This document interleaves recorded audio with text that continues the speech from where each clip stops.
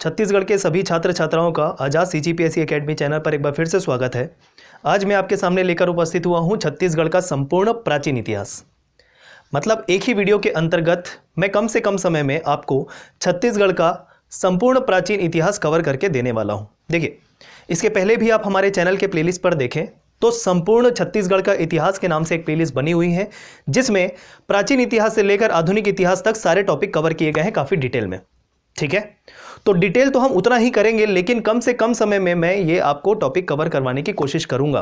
क्योंकि देखिए, अगर आप वो प्लेलिस्ट देखें, उसमें के वीडियो देखें, तो वो एग्जाम के अंतिम समय के लिए अप्रोप्रिएट नहीं होगा, क्योंकि समय ज़्यादा चाहिए होगा। ठीक है, तो कम से कम समय में कैसे प्राचीन इतिहास कवर करें, उस उद्देश्य से मैं ये वीडियो आपके सामने लेकर उपस्थित हुआ हूं। तो चलिए शुरू करते हैं छत्तीसगढ़ का प्राचीन इतिहास।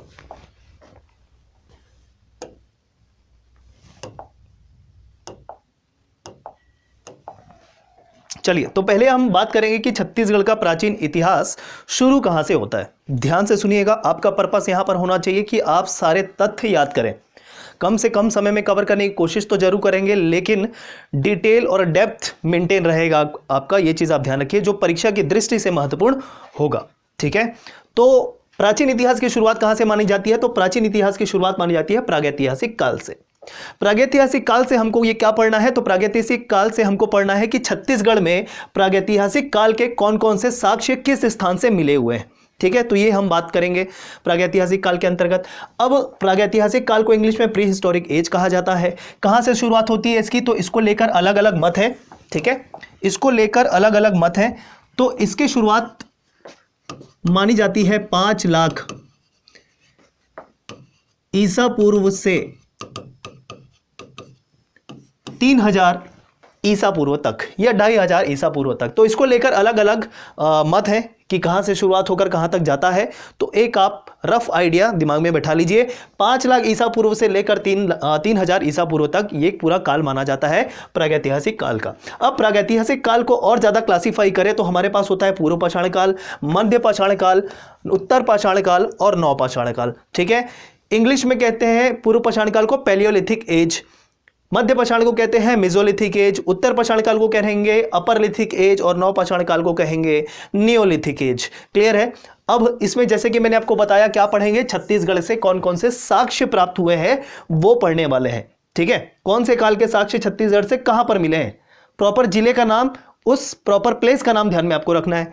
तो चलिए बात करते हैं। यहां पर लिखा है पूर्व पाषाण काल के साक्ष्य छत्तीसगढ़ से रिस्पेक्टिव स्थान और क्या साक्ष्य मिले हैं। ठीक है, अब प्रागैतिहासिक काल को डिफाइन भी कैसे करते हैं हम?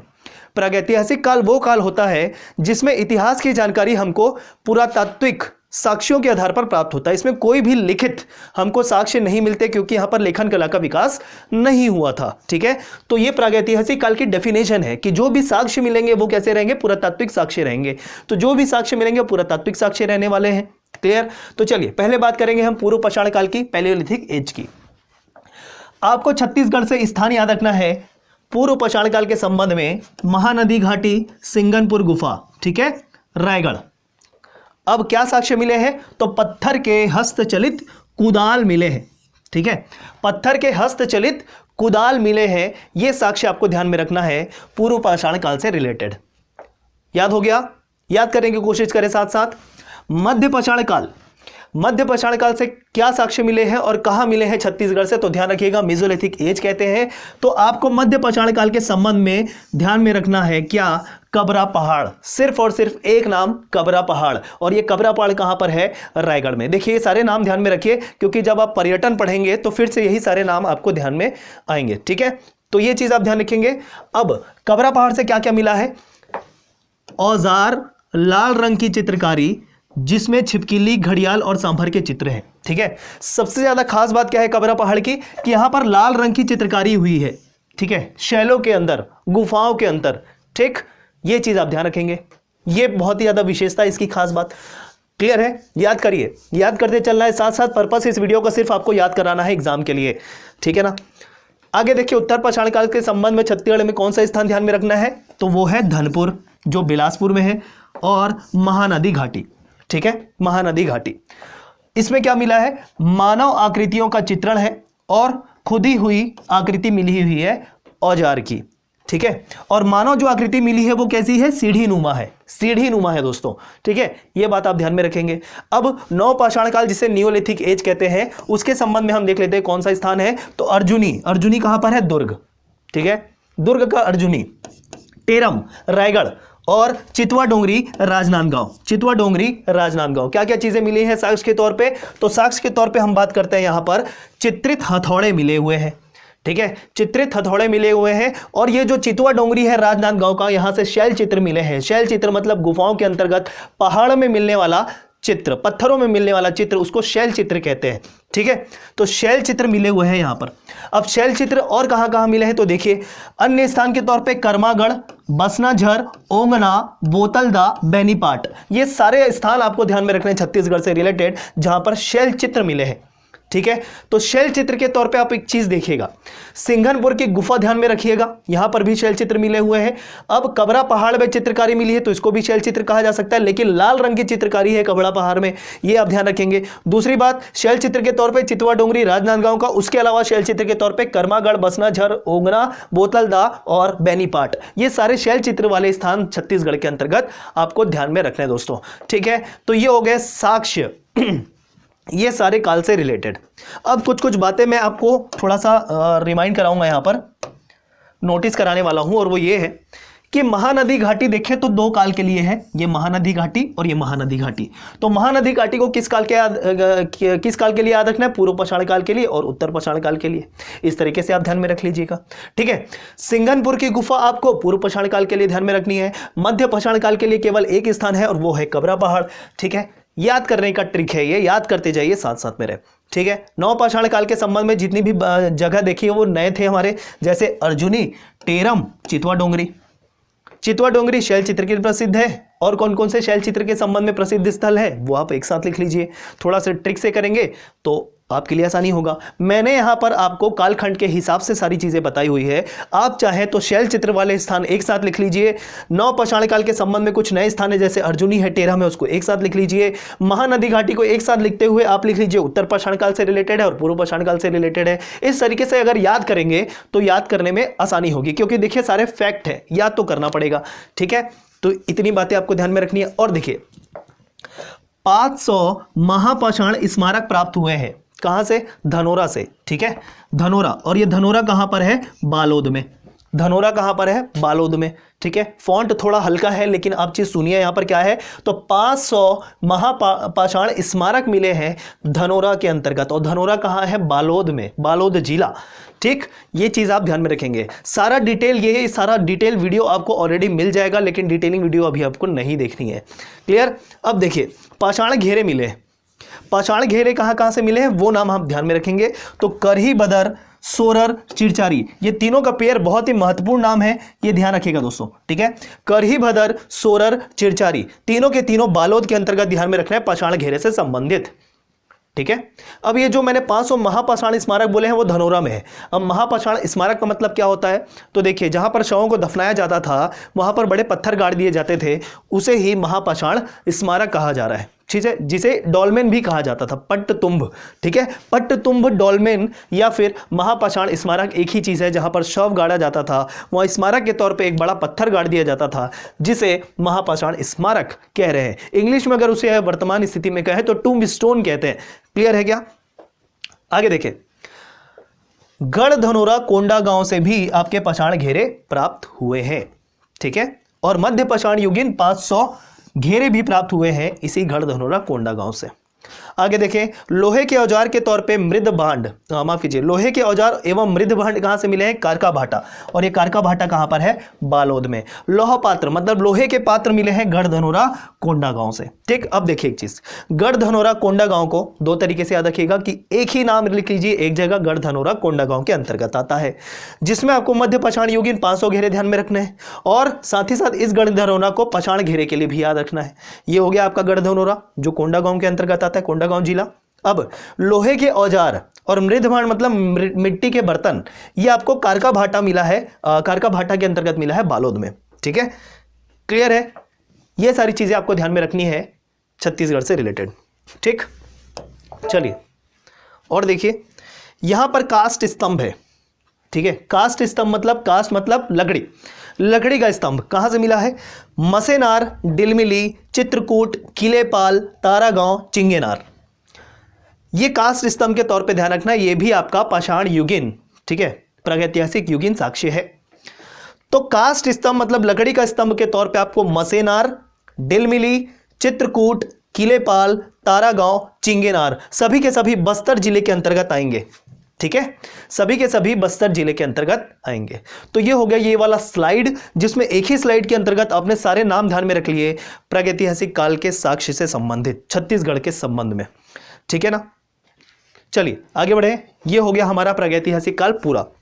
इतने कम से कम चीजें, कम से कम नाम, कम से कम साक्ष्य और कम से कम स्थल, इतने आपको याद में रखने ही है, ठीक है। चलिए आगे बढ़ते हैं।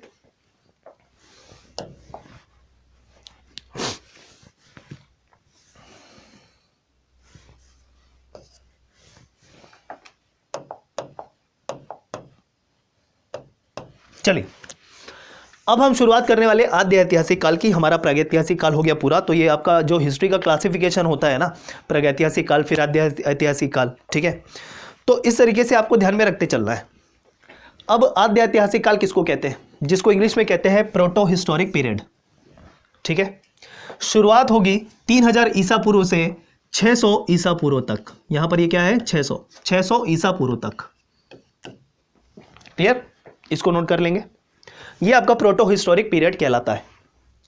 मतलब ऐसा काल जिसमें लिखित साक्ष्य तो है, लेकिन जिनको पढ़ पाने में अभी हम असमर्थ हैं। जैसे सिंधु घाटी सभ्यता की बात करते हैं। सिंधु घाटी सभ्यता के कुछ मुहरों में, कुछ बर्तनों में या कुछ ऐसे साक्ष्य मिले हैं जिसमें लिखित कुछ प्रमाण मिला है, लेकिन उसको पढ़ पाने में अभी हम समर्थ नहीं है। सिंबॉलिक फॉर्म में है जो लिखा हुआ है वो, ठीक है। तो लिखित साक्ष्य तो है, लेकिन उसको पढ़ पाने में समक्ष नहीं है, समर्थ नहीं है। तो इसी कारण इस काल को आद्य ऐतिहासिक, मतलब ये आद्य ऐतिहासिक काल की परिभाषा है, किसको आद्य ऐतिहासिक काल कहा जाता है, ठीक है। तो वो देखने वाले हैं हम। अब आद्य ऐतिहासिक काल के अंतर्गत दो आपके आते हैं, एक सिंधु घाटी सभ्यता और एक वैदिक सभ्यता, ठीक है। सिंधु घाटी सभ्यता और वैदिक सभ्यता। सिंधु घाटी सभ्यता के अंतर्गत छत्तीसगढ़ में कोई साक्ष्य नहीं मिला है, ठीक है, कोई साक्ष्य नहीं मिला है। और वैदिक सभ्यता के अंतर्गत फिर से हम और क्लासिफाई कर देते हैं, और क्लासिफाई करते हुए देखते हैं ऋग्वैदिक काल और उत्तर वैदिक काल।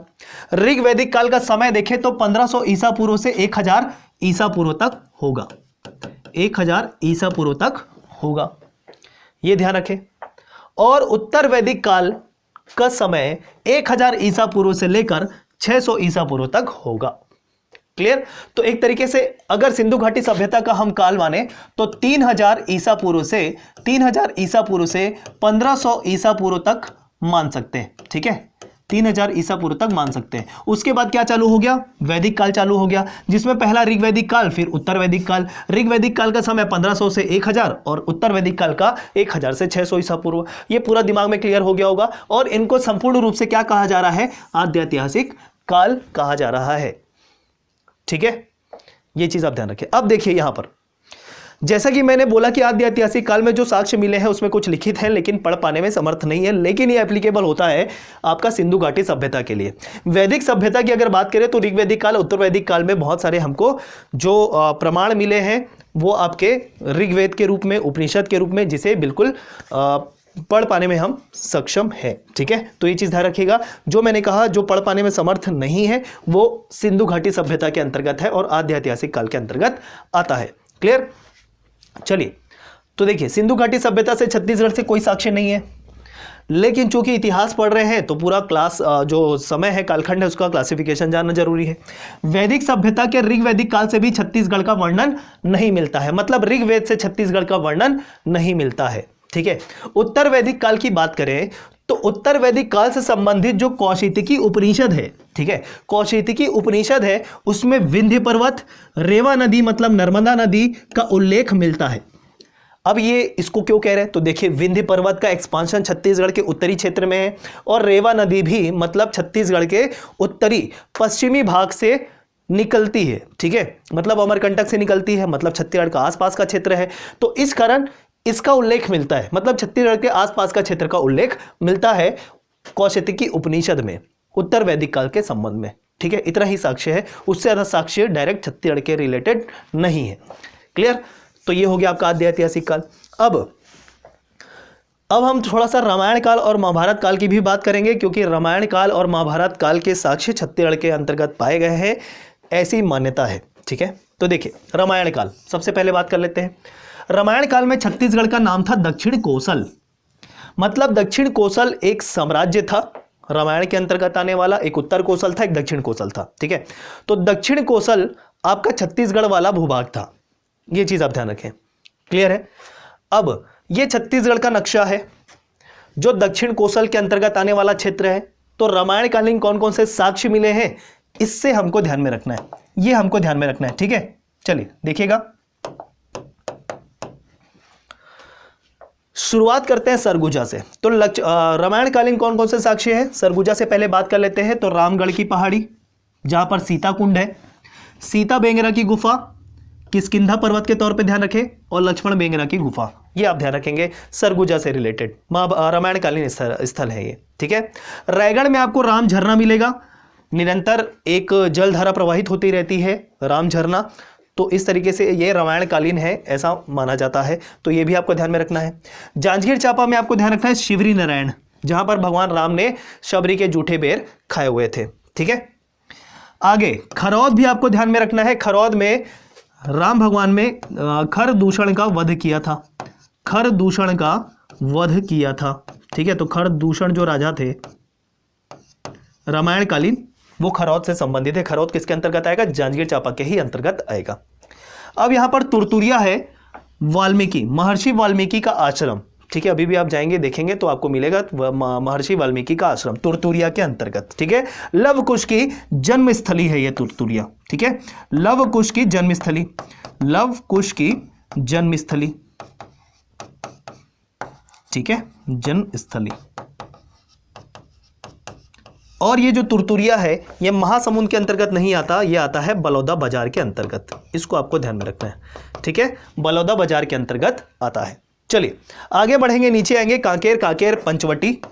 ठीक है, माता सीता का हरण हुआ था रावण के द्वारा, इस क्षेत्र से ये माना जाता है, कांकेर पंचवटी। और फिर नीचे दंडकारण्य, तो दंडकारण्य का उल्लेख रामायण में हमको मिलता है, तो जो दंडकारण्य क्षेत्र है छत्तीसगढ़ के, इस वाले क्षेत्र को कहा जाता है। ठीक है, तो ये है पूरा आपका रामायणकालीन स्थल छत्तीसगढ़ के अंतर्गत। क्लियर है? तो ये आप ध्यान रखेंगे। चलिए एक और बात, जैसे कि मैंने शुरू में आपको बताया था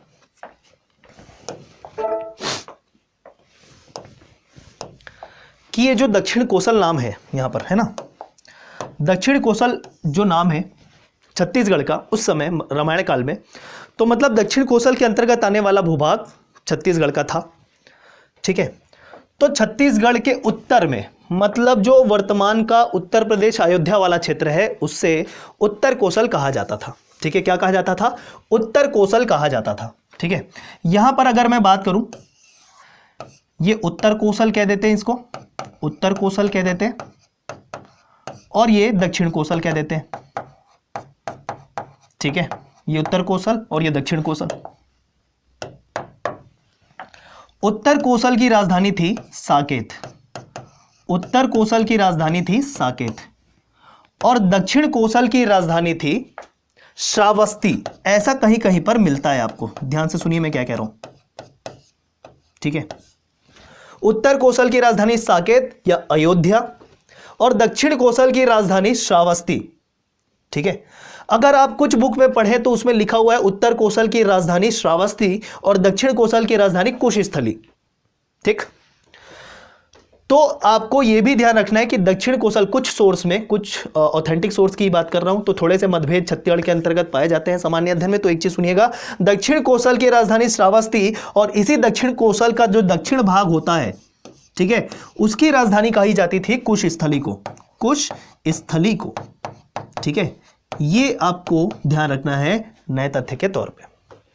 तो ये जो श्रावस्ती थी ये लव की राजधानी थी, और कुशस्थली जो थी ये कुश की राजधानी थी, ये आप ध्यान में रखिएगा। क्लियर है? ये पूरा आपको ध्यान में रखना है। ठीक, और कुछ सोर्स में अगर ऐसा मिला है उत्तर कोसल में, जो उत्तर कोसल की राजधानी श्रावस्ती है और दक्षिण कोसल की राजधानी कुशस्थली, तो वो भी गलत नहीं कह सकते, अलग अलग यहां पर मत है। ठीक है ना, तो ये आप ध्यान रखेंगे। यहां पर मैंने क्या कहा, दक्षिण कोसल के दो भाग, दक्षिण कोसल के ही दो भाग, दक्षिण कोसल का जो ऊपर वाला क्षेत्र है उसकी राजधानी श्रावस्ती। किसकी राजधानी है ये? लव की। ठीक है, राम भगवान सीता माता के जो दो पुत्र थे लव और कुश, लव की राजधानी श्रावस्ती और कुश की राजधानी कुश स्थली। क्लियर है, ये आप ध्यान में रखें। चलिए, तो ये था रामायण के संबंध में संपूर्ण बातें।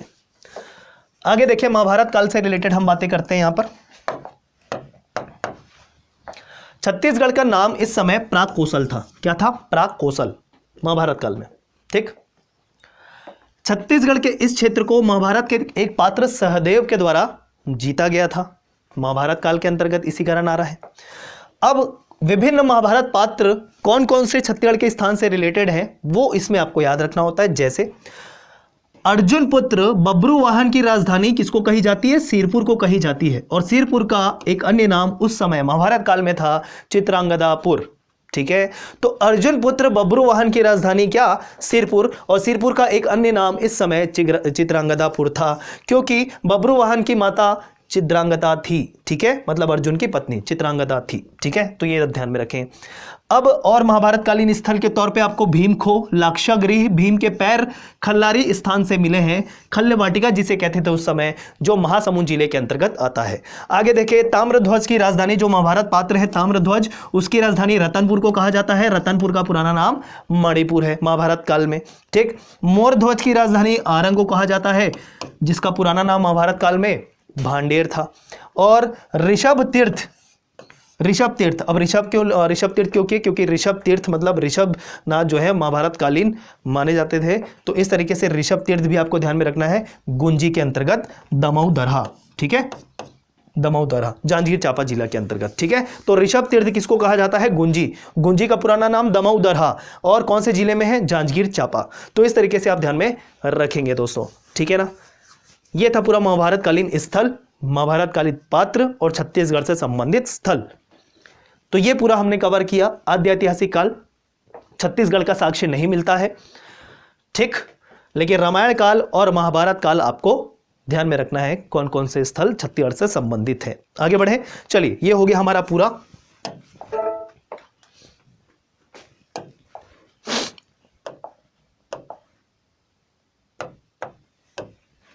चलिए, मौर्य काल की शुरुआत करेंगे। अब चूंकि देखिए 600 ईसा पूर्व हो चुका है, महाजनपद काल हो गया है पूरा। उसके बाद हम मौर्य काल की बात करने वाले हैं यहाँ पर। ठीक है, एक और चीज मैं आपको बताना चाहूंगा महाजनपद काल से संबंधित। तो महाजनपद काल में भी छत्तीसगढ़ से कोई डायरेक्ट साक्ष्य नहीं मिले हैं महाजनपद काल के। अब उसके महाजनपद के 16 जो जनपद थे उसमें एक जनपद था चेदी जनपद। ठीक है, तो ये जो छत्तीसगढ़ था इसी चेदी जनपद के अंतर्गत आने वाला भाग माना जाता था। ठीक है, ये आप ध्यान में रखेंगे। क्लियर है, आगे देखें, मौर्य काल की बात करेंगे। मौर्य काल 322 ईसा पूर्व से शुरू होकर 185 ईसा पूर्व तक चलता है भारत इतिहास के संदर्भ में। अब हम भारतीय इतिहास क्यों कवर कर रहे हैं? क्योंकि कुछ ना कुछ वो छत्तीसगढ़ से संबंधित है, इस कारण हम ये सारे बात कर रहे हैं जो भारत के इतिहास से संबंधित है। ठीक है, तो मौर्य काल मुख्य रूप से भारत के इतिहास में हम पढ़ते हैं, भारत के प्राचीन इतिहास में पढ़ते हैं, लेकिन छत्तीसगढ़ से कुछ तरीके से रिलेटेड है, इस कारण हमको छत्तीसगढ़ में भी पढ़ना पड़ता है। कैसे, वो हम पूरी बातें देखेंगे, तो ध्यान से देखिएगा। शुरुआत 322 ईसा पूर्व से 185 ईसा पूर्व आप ध्यान रखेंगे मौर्य काल का। ठीक है, तो देखिए, मौर्य काल की स्थापना किसने की थी? चंद्रगुप्त मौर्य। ठीक है, माफ कीजिए, बिंदुसार के बाद फिर आएंगे, थोड़ा सा सीक्वेंस यहाँ पर सॉरी माफ कीजिएगा, सबसे पहले मैंने शुरू में कहा था वही सही है कि स्थापना की थी चंद्रगुप्त मौर्य के द्वारा। ठीक है, नंद वंश को समाप्त करके, उसके बाद आएंगे बिंदुसार, उसके बाद आएंगे अशोक। ठीक है, ये सीक्वेंस बिल्कुल सही है।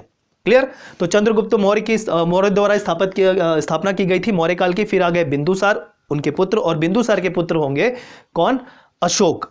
ठीक, 322 ईसा पूर्व में शुरुआत हुई थी इस वंश की, नंद वंश को हराकर। आगे देखते हैं यहां पर, लेकिन हम अशोक कालीन साक्ष्य की बात करेंगे छत्तीसगढ़ के अंतर्गत। चंद्रगुप्त मौर्य और बिंदुसार की बातें नहीं करने वाले हैं, क्योंकि वो किसी भी तरीके से छत्तीसगढ़ से संबंधित नहीं है। चलिए देखिए, अशोक का जो समय था वो था 273 ईसा पूर्व से 236 ईसा पूर्व तक।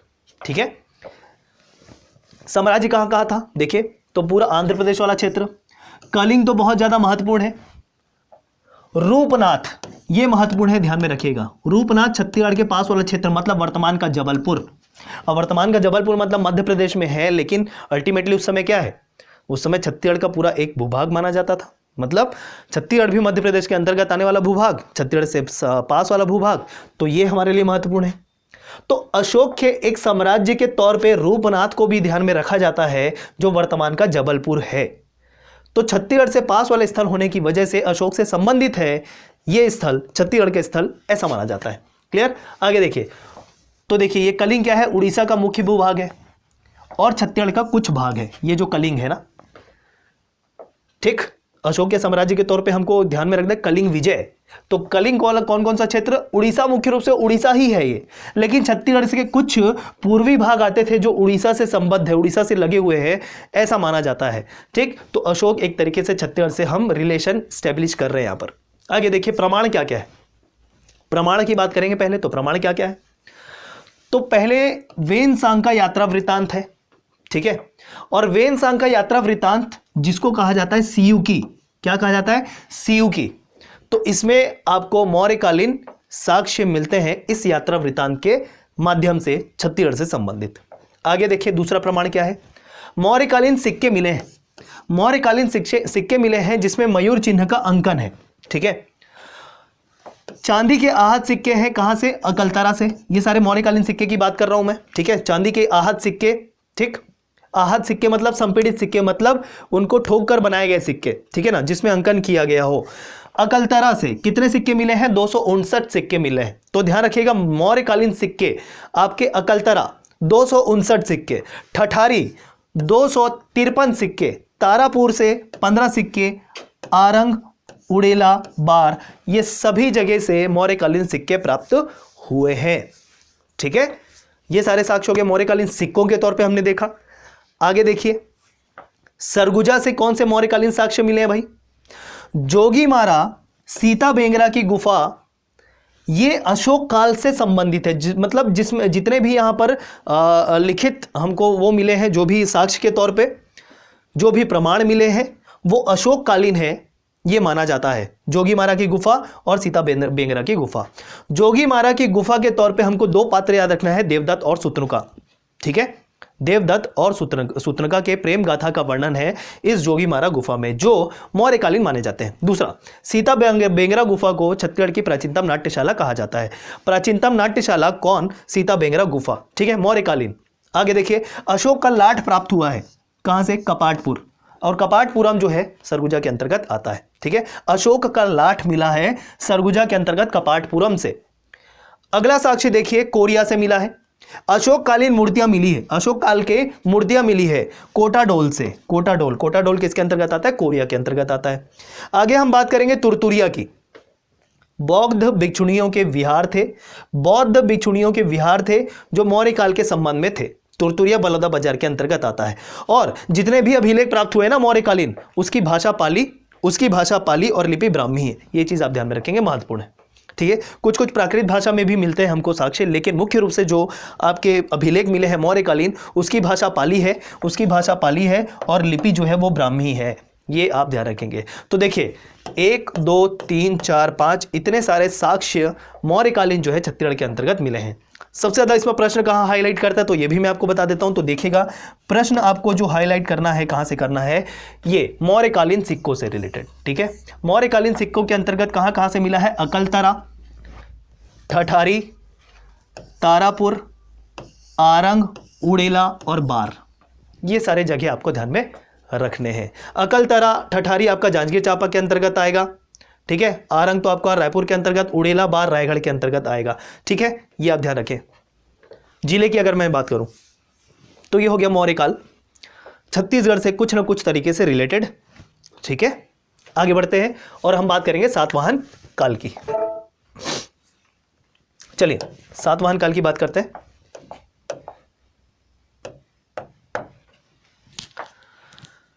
ये अभी हम भारत के मुख्य राजवंश ही पढ़ रहे हैं, अभी छत्तीसगढ़ के क्षेत्रीय राजवंश नहीं आए हैं दोस्तों, ठीक है। तो भारत के राजवंश पढ़ना पड़ेगा, छत्तीसगढ़ से संबंधित है किसी तरीके से, इस कारण। तो देखिए सातवाहन काल की बात करेंगे अब, जो कैसे छत्तीसगढ़ से रिलेटेड है देखते हैं। सबसे पहले आपको सातवाहन काल की राजधानी याद रखनी है, वो है प्रतिष्ठान। महाराष्ट्र। ठीक है, महाराष्ट्र। चलिए, साक्ष्य क्या क्या मिला है छत्तीसगढ़ के अंतर्गत, जिसमें हम कह रहे हैं कि सातवाहन काल का कुछ ना कुछ शासन या साम्राज्य छत्तीसगढ़ के अंतर्गत था। तो देखिए, सबसे पहले हम साक्ष्य के तौर पे मुद्राओं की बात करते हैं कि कौन सी मुद्रा किस काल की है। तो छत्तीसगढ़ से मिली है जो मुद्रा है वो है एक राजा शिव श्री अपीलक की मुद्रा, और ये राजा शिव श्री अपीलक सातवाहन काल से संबंधित है ऐसा माना जाता है। लेकिन जब हम भारत के सातवाहन काल पढ़ते हैं तो उसमें ऐसे किसी भी राजा का वर्णन नहीं मिलता है। लेकिन जो सातवाहन के पौराणिक राजा है, जो एक्चुअल में सातवाहन वंश के राजा थे या सातवाहन वंश था भारत का, उनके जो पौराणिक राजा थे उनमें यह राजा शिव श्री अपीलक का वर्णन मिलता है। तो मतलब ये एक्चुअल राजा सातवाहन काल के संबंध में जो भारत में थे उसमें कहीं जानकारी नहीं मिलती है, पौराणिक राजा के रूप में जानकारी मिलती है अपीलक की। क्लियर है? तो ये ध्यान रखें। तो मुद्राएं, राजा मुद्रा किसकी किसकी मिली है? राजा शिव श्री अपीलक संबद्ध होते हैं सातवाहन काल से। और कहां कहां से मिला है तो देखिएगा, बालपुर, बालपुर कहां का? जांजगीर चांपा। ठीक, हाथी चिन्ह, स्त्री और नाग चिन्ह वाले वर्गाकार ताम्र सिक्के मिले हैं। इसकी प्रॉपर्टी क्या है कि वर्गाकार सिक्के, वर्गाकार सिक्के मतलब इस प्रकार के सिक्के हैं, ये इस प्रकार के सिक्के हैं, वर्गाकार सिक्के। ठीक है, गोल सिक्के नहीं है, और तांबे के सिक्के हैं। ठीक है, आगे देखिए कहां से मिला है, और मल्हार, और मल्हार कहां पर है? बिलासपुर पे। ठीक है, तो मल्हार से भी राजा शिव श्री अपीलक की मुद्रा प्राप्त हुई है। अन्य मुद्रा कहां से मिली है तो चकरबेड़ा, चकरबेड़ा है बिलासपुर में, और ये रोमकालीन स्वर्ण मुद्राएं हैं। ठीक है, रोमकालीन स्वर्ण मुद्राएं हैं। ठीक है, तो मतलब एक तरीके से सातवाहन काल तो चल रहा है, लेकिन उस समय सातवाहन कालीन मतलब सातवाहन वंश का जब शासन था उसी समय के रोमकालीन सिक्के मिले हैं, रोमन सिक्के मिले हैं। कहां से? चकरबेड़ा से, बिलासपुर से। क्लियर? आगे देखिए, ये हो गया राजा शिव श्री अपीलक। शिलालेख क्या मिला है? शिलालेख क्या मिला है तो गुंजी से मिला है। किसका? राजा वरदत्त श्री का, राजा वरदत्त श्री। और यह राजा वरदत्त श्री भी सातवाहन काल से संबंधित है ऐसा माना जाता है। अगला जो साक्ष्य है वो है काष्ठ स्तंभ, लकड़ी का स्तंभ, किरारी ग्राम से मिला है, जांजगीर चांपा। ठीक है, और ये जो काष्ठ स्तंभ है वर्तमान में रायपुर के घासीदास संग्रहालय में संरक्षित है। ठीक, जिसमें हमको 18 विभागों की जानकारी मिलती है। मंत्रिमंडल के जो विभाग होते हैं, ठीक है, वो इसमें जानकारी मिलती है इसी किरारी की काष्ठ स्तंभ में। यह आप ध्यान रखेंगे। जैसे देखिए, अलग अलग मंत्रियों को कैबिनेट मंत्री जिसको कहते हैं उनको अलग अलग विभाग दिए जाते हैं, मंत्रालय दिए जाते हैं। उसी प्रकार इस किरारी के काष्ठ स्तंभ में अलग अलग 18 विभागों की जानकारी मिलती है इसमें। ठीक है, तो ये ध्यान रखेंगे। आगे देखिए, एक लेख युक्त प्रतिमा प्राप्त हुई है, मतलब एक प्रतिमा प्राप्त हुई है, उसमें कुछ कुछ लिखा हुआ है। कहां से? बूढ़ी खार से, बूढ़ी खार। और ये बूढ़ी खार कहां पर है? बिलासपुर। याद करते चले। ठीक, सातवाहन कालीन एक बौद्ध भिक्षु ध्यान में रखना है, बहुत ही महत्वपूर्ण है, वो है नागार्जुन। जब आप भारत इतिहास अगर कंप्लीट कर लिए होंगे तो उसमें आपको ये नाम याद होना चाहिए, नागार्जुन। इसी समय छत्तीसगढ़ आए थे, ये ध्यान रखना है। ठीक है, और इसी समय सातवाहन कालीन शासकों द्वारा ही 5 मंजिला संघाराम का निर्माण करवाया गया था इसी बौद्ध भिक्षु नागार्जुन के लिए। 5 मंजिला संघाराम। संघाराम किसको कहते हैं? संघाराम उसे कहते हैं जो एक तरीके से बौद्ध भिक्षुओं के आराम करने का स्थल होता है, उसे संघाराम कहा जाता है। ठीक है, तो बौद्ध भिक्षु नागार्जुन के लिए इस समय छत्तीसगढ़ में सातवाहनकालीन शासकों के द्वारा ही संघाराम की निर्माण करवाया गया था। मिट्टी के मुहर प्राप्त हुए हैं सातवाहनकालीन, जिसपे क्या लिखा है? वैद सिरिस। क्या लिखा हुआ है? वैद सिरिस, जिसका मतलब है वेदश्री, वेदश्री लिखा हुआ है। ठीक है, तो उस पर ये अंकित है। ये सारी चीज आपको ध्यान में रखनी है सातवाहन काल के संबंध में। क्लियर है? एक और चीज, मिस्र का एक यात्री आया था। ठीक है, एक विदेशी यात्री आया था मिस्र का, जिसका नाम था टॉलमी। क्या नाम था? टॉलमी। वो भी छत्तीसगढ़ की यात्रा पर आया था इसी सातवाहन काल के समय। ध्यान रखेंगे, टॉलमी कहाँ का था? मिस्र का। ठीक है, मिस्र का, जिसे हम अभी कहते हैं इजिप्ट। ठीक है ना, इजिप्ट। तो टॉलमी याद रखना है। तो टॉलमी भी छत्तीसगढ़ की यात्रा पर आया था इसी सातवाहन काल के दौरान। तो ये सारे साक्ष्य सातवाहन काल के लिए आपको ध्यान में रखना है। मैं फिर से रिपीट करूंगा, पहले आप मुद्रा ध्यान में रखिए। तो मुद्रा किस राजा की मिली है? शिवश्री अपीलक की। वर्गाकार सिक्के, इसको हाईलाइट करना है। वर्गाकार सिक्के तांबे के, ये आपको हाईलाइट करना है, जिसपे हाथी चिन्ह था, स्त्री का चिन्ह था और नाग चिन्ह था, ये आपको ध्यान रखना है। आगे मल्हार से भी मिला है, अपीलक की ही मुद्रा मिली है। रोमकालीन मुद्राएं मिली है, सातवाहन काल से ही है, इसका नाम आपको ध्यान में रखना है, चकरबेड़ा बिलासपुर से। आगे देखिए शिलालेख मिला है। शिलालेख किसका? शिलालेख मिला है राजा वरदत्त श्री का। तो देखिए इस वंश से, छत्तीसगढ़ से रिलेटेड दो राजाओं की जानकारी मिलती है, एक शिव श्री अपीलक और दूसरा राजा वरदत्त श्री। ठीक है, दो राजाओं की जानकारी मिल रही है। शिलालेख है वरदत्त श्री का और मुद्राएं जो है वो अपीलक के। क्लियर? काष्ठ स्तंभ बहुत ही महत्वपूर्ण है। संग्रहालय वर्तमान में भी आप जाएंगे, रायपुर के जो घासीदास संग्रहालय वहां पर आपको देखने को मिल जाएगा। लेख युग प्रतिमा, मतलब एक प्रतिमा में कुछ लिखा हुआ है, बूढ़ी खार बिलासपुर से। बौद्ध भिक्षु नागार्जुन ध्यान में रखना है और नागार्जुन के साथ आपको एक विदेशी यात्री टॉलमी ध्यान में रखना है। ठीक है, मिट्टी की मुहर में क्या लिखा है? वेद सिरिस, सातवाहन कालीन, जिसका मतलब है वेदश्री, वो अंकित है उस पर। क्लियर? तो ये आपको सातवाहन काल के संबंध में ये बातें ध्यान में रखना है। अगर आप इतना करके चले जाते हैं ना, तो एग्जाम में आपके प्रश्न बनने मतलब एक्सपेक्ट कर सकते हैं आप बिल्कुल तरीके। ठीक है, बिल्कुल आप एग्ज़ाम में एक्सपेक्ट कर सकते हैं। ये सारे क्वेश्चन आपको रिवाइज करवाए जा रहा है कम से कम समय में, तो देखते जाइएगा, याद करते जाइएगा, साथ साथ याद करते जाइएगा। यहाँ पर सिर्फ पर्पस आपको नोट कराना कुछ भी नहीं है, यहाँ पर सिर्फ याद कराना है आपको। ठीक है, क्योंकि नोट करने के लिए ऑलरेडी डिटेल में वीडियो बन चुके थे। नोट्स अगर आपने नहीं बनाया है तो उसी के लिए ही हम यहाँ पर आपको रिविजन सीरीज दे रहे हैं। चलिए देखिएगा आगे। अगला वाकाटक काल। फिर से ये वाकाटक काल छत्तीसगढ़ के प्रॉपर क्षेत्रीय राजवंश नहीं है, भारत के संदर्भ में हम पढ़ते हैं वाकाटक काल को, वाकाटक वंश को। तो फिर से छत्तीसगढ़ से कुछ कुछ बातें मिली हुई है, तभी पढ़ रहे हैं। तो देखिए क्या क्या चीज़ें हमको पढ़नी है इसमें।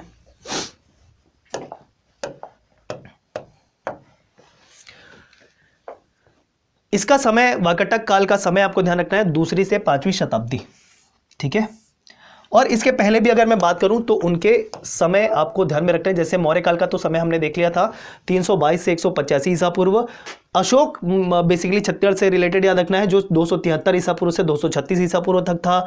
सातवाहन काल के संबंध में ईसा पूर्व से शुरुआत होती है और वो तकरीबन 100 या 200 ईस्वी तक जाता है। ठीक है, तो जहां पर मैंने समय नहीं लिखा हुआ है, मतलब उसमें थोड़ा सा कंफ्यूजन वाली स्थिति है, अलग अलग बुक में अलग अलग दिया हुआ है। तो जहां कहीं भी ऐसा सिचुएशन आता है तो वो आपके प्रश्न नहीं बनेंगे, और प्रश्न बनेंगे तो आप जानते ही हैं छत्तीसगढ़ के द्वारा सीजीपीएससी की एक प्रकृति होती है कि उसको क्या कर देता है, विलोपित कर देता है कि नहीं। तो जहाँ कहीं भी कन्फ्यूजन वाली स्थिति होगी वो विलोपित होगा, इस कारण मैं उसको नहीं लिख पाया हूँ। चलिए तो देखिए वाकाटक वंश से रिलेटेड जानकारी। ठीक है, 2री से 5वीं शताब्दी आपका कालक्रम था वाकाटक वंश का। राजधानी थी नंदीवर्धन। ठीक है, मतलब नागपुर। अब एक चीज ध्यान रखिए, वाकाटकों की 2 शाखाएं थी, वाकाटकों की 2 शाखा थी। एक शाखा यही नंदीवर्मन शाखा, नंदीवर्धन शाखा, नागपुर वाली शाखा, और एक वत्सगुल्म शाखा, एक शाखा वत्सगुल्म शाखा। ठीक है, ये यहां पर लिखा हुआ है वत्सगुल्म शाखा, मतलब जो बरार वाला क्षेत्र था। ठीक है, मध्य प्रांत बरार वाला क्षेत्र था वो। तो एक नंदीवर्धन नागपुर और एक मध्य प्रांत बरार वाला क्षेत्र जो था वो, ये 2 अलग अलग शाखाएं थी वाकाटक की। ठीक है, तो कौन से राजा नंदीवर्धन या नागपुर के शाखा के होंगे, कौन से आपके वत्सगुल्म शाखा के होंगे, ये मैं पूरी बातें आपको बताऊंगा। देखिए शासक के तौर पे पहले आपको ध्यान रखना है महेंद्र सेन, और ये जो महेंद्र सेन है इनका जिक्र बहुत बार मिलने वाला है, आगे भी मिलने वाला है, क्योंकि महेंद्र सेन समुद्रगुप्त के द्वारा पराजित हुआ था। ठीक है, अगले शासक आपको ध्यान रखना है रुद्रसेन द्वितीय। रुद्रसेन द्वितीय ने चंद्रगुप्त द्वितीय की पुत्री प्रभावती से विवाह किया था। ठीक, अब ये चंद्रगुप्त समुद्रगुप्त जब गुप्त वंश पढ़ेंगे तब आएगा। ठीक है, साथ साथ इसी कारण यहां पर लिखा हुआ है मैंने, यहां पर लिखा है गुप्त वंश, यहां पर लिखा है वाकाटक वंश। ठीक है, तो ये जो समुद्रगुप्त हमको देखने को मिल रहे हैं ना, ये पराजित किए थे किसको? महेंद्र सेन को, जो वाकाटक वंश के माने जाते हैं। इस महेंद्र सेन को लेकर और भी दुविधा है कि ये वाकाटक वंश के नहीं है, ये शरभपुरी वंश के हैं। ठीक है, ऐसा मतभेद हमको देखने को मिलता है इतिहासकारों के मध्य। लेकिन एक जो महेंद्र था, कुछ वर्ग जो है वो वाकाटक के मानते हैं, और इसी महेंद्र को कुछ लोग शरभपुरी वंश के मानते हैं, जो आगे देखेंगे हम। तो फिलहाल आप महेंद्र सेन को इसमें पढ़ लीजिए, जो समुद्रगुप्त के द्वारा पराजित हुआ था। रुद्रसेन द्वितीय ने क्या किया था? चंद्रगुप्त द्वितीय की जो पुत्री थी जिनका नाम था प्रभावती, उससे विवाह किया था। अगले राजा आपको ध्यान रखना है प्रवरसेन। ठीक है, प्रवरसेन के संबंध में आपको ध्यान रखना है कि इनके दरबार में जो कवि कालिदास थे वो छत्तीसगढ़ आए थे। ठीक है। और इन्होंने छत्तीसगढ़ जब की यात्रा की थी तो सरगुजा के रामगढ़ पहाड़ियों पर ही मेघदूत की रचना की थी। किसकी रचना की थी? मेघदूतम। ठीक है, ये ध्यान रखेंगे। तो कालिदास की रचना मेघदूत, कालिदास की आपकी संपूर्ण रचना आपको पता होनी चाहिए। ठीक है, उसमें से एक रचना मेघदूतम कहाँ रचना की थी? सरगुजा के रामगढ़ की पहाड़ियों पर, जब वो छत्तीसगढ़ की यात्रा पर आए थे। उस समय कौन राजा थे वाकाटक? प्रवर सेन। ठीक है, आगे देखिए नरेंद्र सेन। नलवंशी, अब देखिए यहां पर से दुश्मनी चालू हो जाती है नलवंशी शासकों के द्वारा से। ठीक है, वाकाटकों की दुश्मनी चालू हो जाएगी, वाकाटकों की दुश्मनी चालू हो जाएगी नलवंशी शासकों से। तो देखिए यहां पर क्या होगा, साथ साथ यहां पर जब देखिए वाकाटक वंश का शासन चल रहा है, नागपुर वाले क्षेत्र में थोड़ा सा छत्तीसगढ़ वाला क्षेत्र भी इसमें थे वाकाटक वंश के शासक। उसी समय नल वंश शासक भी थे। ठीक है, और नल वंश शासकों का मुठभेड़ अब होगा वाकाटक के शासकों से। तो देखिए नरेंद्र सेन आपको ध्यान में रखना है। ठीक, इस पे एक नल वंशी शासक थे, राजा थे भवदत्त वर्मन, उनके द्वारा आक्रमण किया गया नरेंद्र सेन के ऊपर। ठीक है, और जो राजधानी थी कौन?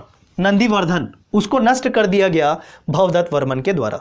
तो लिखा हुआ है नलवंशी राजा भवदत्त वर्मन के द्वारा पराजित हुए नरेंद्र सेन और राजधानी नंदीवर्धन को नष्ट कर दिया गया, नागपुर को नष्ट कर दिया गया। ऐसा जानकारी मिलती है रिद्धिपुर अभिलेख में। तो यहां से देखिए अभिलेख भी आपको याद रखना होता है ना। प्राचीन इतिहास में, मध्यकालीन इतिहास में आपको जितने भी अभिलेख मिले हैं, ताम्रपत्र मिले हैं, शिलालेख मिले हैं, ये भी आपको जानकारी होनी चाहिए। ठीक है, तो चलिए रिद्धिपुर अभिलेख किसके बारे में जानकारी दे रहा है? नलवंश की राजा भवदत्त वर्मन नरेंद्र सेन को पराजित कर रहे हैं उसके बारे में। फिर क्या होंगे? नरेंद्र सेन के पुत्र आएंगे पृथ्वी सेन। तो देखिए भवदत्त आक्रमण कर दिया इसके ऊपर, ये पराजित हो गया। ठीक है, तो अब इसका कोई आगे जाने वाला जो आपका पुत्र होगा वो बदला लेगा नलवंशी शासक से, उसकी आने वाली पीढ़ी से। तो अब ये जो पृथ्वी सेन है बदला लेगा नलवंशी शासकों से, और उस समय जो राजा रहेगा नलवंश का वो रहेगा अर्थपति भट्टारक, जो भवदत्त वर्मन का पुत्र होगा। ठीक है, भवदत्त वर्मन का पुत्र होगा। तो अब पृथ्वी सेन नलवंशी राजा पे आक्रमण कर दिया जिसका नाम था अर्थपति भट्टारक, और वो हो गया पराजित और हो गई अर्थपति भट्टारक की मृत्यु। ऐसी जानकारी मिल रही है केसरी बेड़ा अभिलेख से। ठीक है, केसरी बेड़ा अभिलेख से। चलिए आगे देखिए, अब अगले राजा आपको ध्यान में रखने हरिसेन। हरिसेन, हरिसेन को इसलिए ध्यान रखना है क्योंकि अभी तक जितने भी राजा हमने देखे वो सभी के सभी नंदीवर्धन शाखा के शासक थे। नंदीवर्धन शाखा के शासक थे। ठीक है, लेकिन ये जो हरिसेन है ये वाकाटक वंश के ही हैं, लेकिन ये वत्सगुल्म शाखा के शासक हैं। ठीक है, तो ये ध्यान रखें। चलिए आगे देखिए, तो ये हरिसेन को ध्यान रखिएगा। अब आगे देखते हैं वाकाटक के संबंध में ही। प्रभावती का पूना ताम्रपत्र आपको ध्यान में रखना है, और प्रभावती का जो पूना ताम्रपत्र है, ठीक है, उसमें यह बताया गया है कि जो वाकाटक थे ना ये गुप्त वंश के अधीन थे। क्लियर? तो एक चीज समझिए, पहले क्या होता था, अगर कोई वंश जो है या कोई शासक जो है वो शक्तिशाली होता था तो उसकी जो कोई पुत्री होती थी वो अपनी पुत्री का विवाह ऐसे ही शासकों से कर देते थे जो उनके अधीन आते थे या उनसे कमजोर होते थे। मतलब ये सुनकर उल्टा जरूर लग रहा है, मतलब अपनी पुत्री का विवाह कर रहे हैं तो मतलब वो उनके अंदर आ जाने चाहिए थे, लेकिन ऐसा नहीं है। जैसे यहां पर देखिए, यहां पर आपका चंद्रगुप्त द्वितीय की पुत्री प्रभावती से विवाह कर रहे रुद्रसेन द्वितीय। मतलब इसका यह है कि ये जो रुद्रसेन द्वितीय है ये चंद्रगुप्त द्वितीय के अधीन आ गए। ठीक है, ऐसा माना जाता है, ऐसा माना जाता था पुराने काल में। तो देखिए यही प्रभावती है जिनका विवाह रुद्रसेन द्वितीय से हुआ था। तो ये प्रभावती का जो पूना ताम्रपत्र है उसमें ऐसी जानकारी मिल रही है कि जो वाकाटक थे ना, वाकाटक वंश, ये गुप्त वंश के अधीन रहकर शासन करते थे या उनके अधीन थे। ठीक है, आगे देखिए, अजंता अभिलेख ध्यान में रखना है। अजंता अभिलेख में वाकाटक राजाओं की वंशावली प्राप्त हुई है। ठीक, बालाघाट ताम्रपत्र से नरेंद्र सेन को कोसल तथा मैकल का अधिपति कहा गया है। बालाघाट ताम्रपत्र में क्या किया गया? नरेंद्र सेन को कोसल तथा मैकल का अधिपति कहा गया है। ठीक है, तो ये सारे अभिलेख भी आपको ध्यान में रखने हैं। ठीक, चलिए आगे देखते हैं। ये छत्तीसगढ़ का मैप बना है, तो देखिए यहाँ पर मैं सारी चीज़ें क्लियर करने की कोशिश किया हुआ हूँ। कैसे? ये छत्तीसगढ़ का मैप है, इसमें जब आप देखेंगे छत्तीसगढ़ का उत्तर वाले क्षेत्र में गुप्त वंश का प्रभाव था। ठीक है, ये मैं और बड़ा कर देता हूँ तो देखिएगा, यहाँ पर ये जो गुप्त वंश है ये छत्तीसगढ़ के उत्तर वाले क्षेत्र में गुप्त वंश का प्रभाव था। ये आपका छत्तीसगढ़ का पश्चिमी क्षेत्र है, राजनांदगांव वाला। राजनांदगांव से जब भी हम इधर आते हैं तो फिर आपका क्या आता है, नागपुर आप जाएंगे। राजनांदगांव से होते हुए आपका जो मुंबई हावड़ा रेलवे लाइन है ना, तो राजनांदगांव से इधर आते तो फिर नागपुर पड़ेगा। तो इस वाले क्षेत्र में वाकाटक वंश की जो प्रभाव था वो था। इसी समय जो महाकांतर वाला क्षेत्र था, मतलब बस्तर वाला क्षेत्र था, वहां पर नल वंश शासन कर रहे थे। तो इस तरीके से ये जो तीनों वंश थे एक तरीके से कंटेम्प्रेरी थे, समकालीन थे। ठीक, तो ये दोनों आपके भारत के इतिहास से मुख्य तरीके से संबंधित है। लेकिन नल वंश क्षेत्रीय राजवंश, छत्तीसगढ़ के क्षेत्रीय राजवंश माने जाते हैं, छत्तीसगढ़ के ही राजवंश माने जाते हैं नल वंश। ठीक है, जो वाकाटक के ही समकालीन है। तो एक तरीके से मैंने समकालीन शासकों को एक मैप में दर्शाने की कोशिश की है, किसका प्रभाव कहां पर, छत्तीसगढ़ के कौन से क्षेत्र में था। उत्तर क्षेत्र में गुप्त वंश का, पश्चिमी क्षेत्र राजनांदगांव वाला क्षेत्र, कवर्धा वाला क्षेत्र आपका वाकाटक वंश में प्रभाव में था, और नल वंश मतलब ये बस्तर वाला क्षेत्र, महाकांतर वाला क्षेत्र आपका नल वंश के प्रभाव में था। ठीक है, चलिए आगे बढ़े।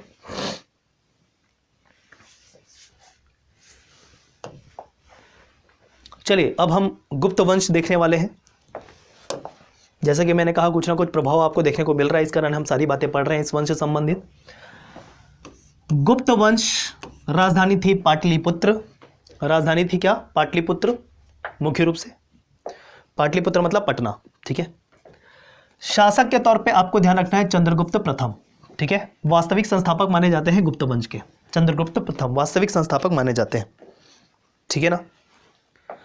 समुद्रगुप्त अगले शासक, किसको किसको पराजित किए छत्तीसगढ़ में आके, तो महेंद्र सेन, ठीक है, वाकाटक वंश के, और व्याघ्रराज नल वंश के। मतलब देखिए, जो गुप्त वंश के शासक हैं समुद्रगुप्त, अपने समकालीन आने वाले छत्तीसगढ़ के अंतर्गत जिसका प्रभाव था वाकाटक और नल, दोनों वंश के शासकों को पराजित कर रहे हैं बारी बारी से। माफ कीजिए, यहां पर वाकाटक वंश के राजा महेंद्र सेन को पराजित कर रहे हैं, और दूसरा यहां पर जो नल वंशी शासक है नीचे जाते जाते जा रहे हैं ना, ठीक है, दक्षिणी अभियान पर है, तो इस कारण व्याघ्रराज रास्ते में पड़े तो उनको भी निपटा दिया इन्होंने। ठीक है, नल वंश के राजा व्याघ्रराज को भी निपटा दिया। तो व्याघ्रराज आगे आपको वर्णन मिलेगा। ठीक है, बस ध्यान रखिएगा। आगे देखिए, इनको भारत का नेपोलियन कहा जाता है। जैसे नेपोलियन विश्व विजय का अभियान लेकर चला था, वैसे ही समुद्रगुप्त भी भारत विजय का अभियान लेकर चले थे। इस कारण समुद्रगुप्त को भारत का नेपोलियन कहा जाता है। अब नेपोलियन तो बहुत बाद में आए, तो नेपोलियन के नाम पर ऐसा नहीं कि नेपोलियन पहले आ गया था तब नाम पड़ा, ऐसा नहीं। कैरेक्टरिस्टिक्स, विशेषता के आधार पर समुद्रगुप्त को भारत का नेपोलियन कहा जा रहा है। नेपोलियन बहुत बाद में है, ठीक है, समुद्रगुप्त पहले है। लेकिन जिस तरीके से नेपोलियन का उद्देश्य क्या था, विश्व विजय, वैसे ही समुद्रगुप्त का अभियान क्या था, भारत विजय। तो भारत का नेपोलियन कह रहे हैं। ठीक, अब छत्तीसगढ़ से किस तरीके से संबंधित है समुद्रगुप्त, कोपरा ग्राम से पत्नी थी, माफ कीजिए, जो समुद्रगुप्त की पत्नी थी रूपा देवी, तो कोपरा ग्राम से इनकी पत्नी रूपा देवी के साक्ष्य मिले हैं। ठीक है, कोपरा ग्राम, ठीक है, गरियाबंद की अगर बात करेंगे तो कोपरा ग्राम में ना जो समुद्रगुप्त की पत्नी थी रूपा देवी, उसके साक्ष्य मिले हुए हैं। ठीक है, अगले शासक आपको ध्यान रखना, रामगुप्त, फिर चंद्रगुप्त द्वितीय, जिनको विक्रमादित्य कहा जाता था। ठीक, फिर कुमारगुप्त, भानुगुप्त। ये पूरा सीक्वेंस है गुप्त वंशावली का। ठीक है, इसके पहले आप देखें तो श्रीगुप्त और घटोत्कच भी आते हैं। ठीक है, लेकिन वास्तविक संस्थापक आपके चंद्रगुप्त प्रथम ही है। ठीक है ना। चलिए आगे देखिए, मौर्यकालीन सिक्के नहीं हैं, ये गुप्तकालीन सिक्के हैं, क्योंकि हम अभी क्या पढ़ रहे हैं, गुप्त वंश पढ़ रहे हैं। वो मिस्टेक वाइज लिखा गया है, तो यहां पर मौर्यकालीन सिक्के नहीं, गुप्तकालीन सिक्के होंगे। गुप्तकालीन सिक्के, गुप्तकालीन सिक्के कहां से मिले छत्तीसगढ़ के अंतर्गत, तो देखेगा रायपुर से मिले हैं। रायपुर के किस स्थान से, पिटाईवल्द, 40 सिक्के मिले हैं। ठीक है, और रायपुर के खैरताल से 54 सिक्के मिले हैं गुप्तकालीन। और ये जो खैरताल में मिले हैं सिक्के, 54 सिक्के, उस पे क्या अंकित है, महेंद्रादित्य अंकित है। ठीक है, और साथ ही साथ गुप्तकालीन सिक्कों के तौर पे दुर्ग का बाण भरत आपको ध्यान में रखना है। दुर्ग का बाण भरत आपको ध्यान में रखना है। 3 सिक्के मिले हैं और 20 स्वर्ण मुद्राएं मिली है इसी दुर्ग के बाण भरत से। ठीक, तो ये सभी के सभी गुप्तकालीन सिक्के हैं। रायपुर और दुर्ग, 2 जिले का नाम याद रखिए, आजू बाजू पड़ोसी जिले, रायपुर के पिटाईवल्द और खैरताल, और दुर्ग के बाण भरत से, ठीक है, गुप्तकालीन सिक्के प्राप्त हुए हैं। चलिए, जो हमने आखिरी शासक ये देखा था भानुगुप्त, इसका ऐरण अभिलेख आपको ध्यान में रखना है। ठीक है, इसका ऐरण अभिलेख आपको ध्यान में रखना है, और ये ऐरण अभिलेख शरभपुरी राजा शरभराज का वर्णन करता है। ये ऐरण अभिलेख जो भानुगुप्त का है, जो गुप्त वंश के हैं, उसमें शरभपुरी राजा शरभराज का वर्णन मिलता है। ठीक, ये ध्यान रखेंगे। और छत्तीसगढ़ में गुप्तकालीन स्थल के तौर पे आपको क्या क्या याद रखना है, ताला गांव का देवरानी जेठानी मंदिर और पुजारी पाली बरमकेला का केवटिन मंदिर। ठीक है, गुप्तकालीन स्थल, गुप्तों के द्वारा बनाया गया स्थल ऐसा नहीं कह रहा हूं मैं, गुप्तकालीन स्थल मतलब गुप्त काल के समय ये इसकी मतलब निर्माण हुआ था, वो सारे स्थल हैं। ठीक है, तो ताला गांव का देवरानी जेठानी मंदिर छत्तीसगढ़ का सबसे प्राचीन मंदिर माना जाता है। दूसरा पुजारी पाली बरमकेला जो रायगढ़ जिले में है, उसका केवटिन मंदिर। ठीक है, यहाँ पर बेसिकली भगवान शिव की प्रतिमा है। ठीक है, प्रतिमा नहीं है, शिवलिंग है, माफ कीजिए। तो शिवलिंग की स्थापना की गई थी इस केवटिन मंदिर में, पुजारी पाली। ठीक है, मतलब यहाँ पर के जो राजा थे वहां पर के पुजारी को वो पूरा जमीन दान में दे दिया गया था, तो नाम है क्या, पुजारी पाली। बरमकेला में है। ठीक है, एक आपका तहसील है रायगढ़ के अंतर्गत, वहीं पर है ये केवटिन मंदिर। क्लियर है, ये सारे गुप्तकालीन स्थल है छत्तीसगढ़ के अंतर्गत। हो गया ये आपका वाकाटक और गुप्त। अब एक समकालीन वंश रह गया, वो है नल वंश। अब उसके बारे में हम पढ़ने वाले हैं, तो चलिए देखिए।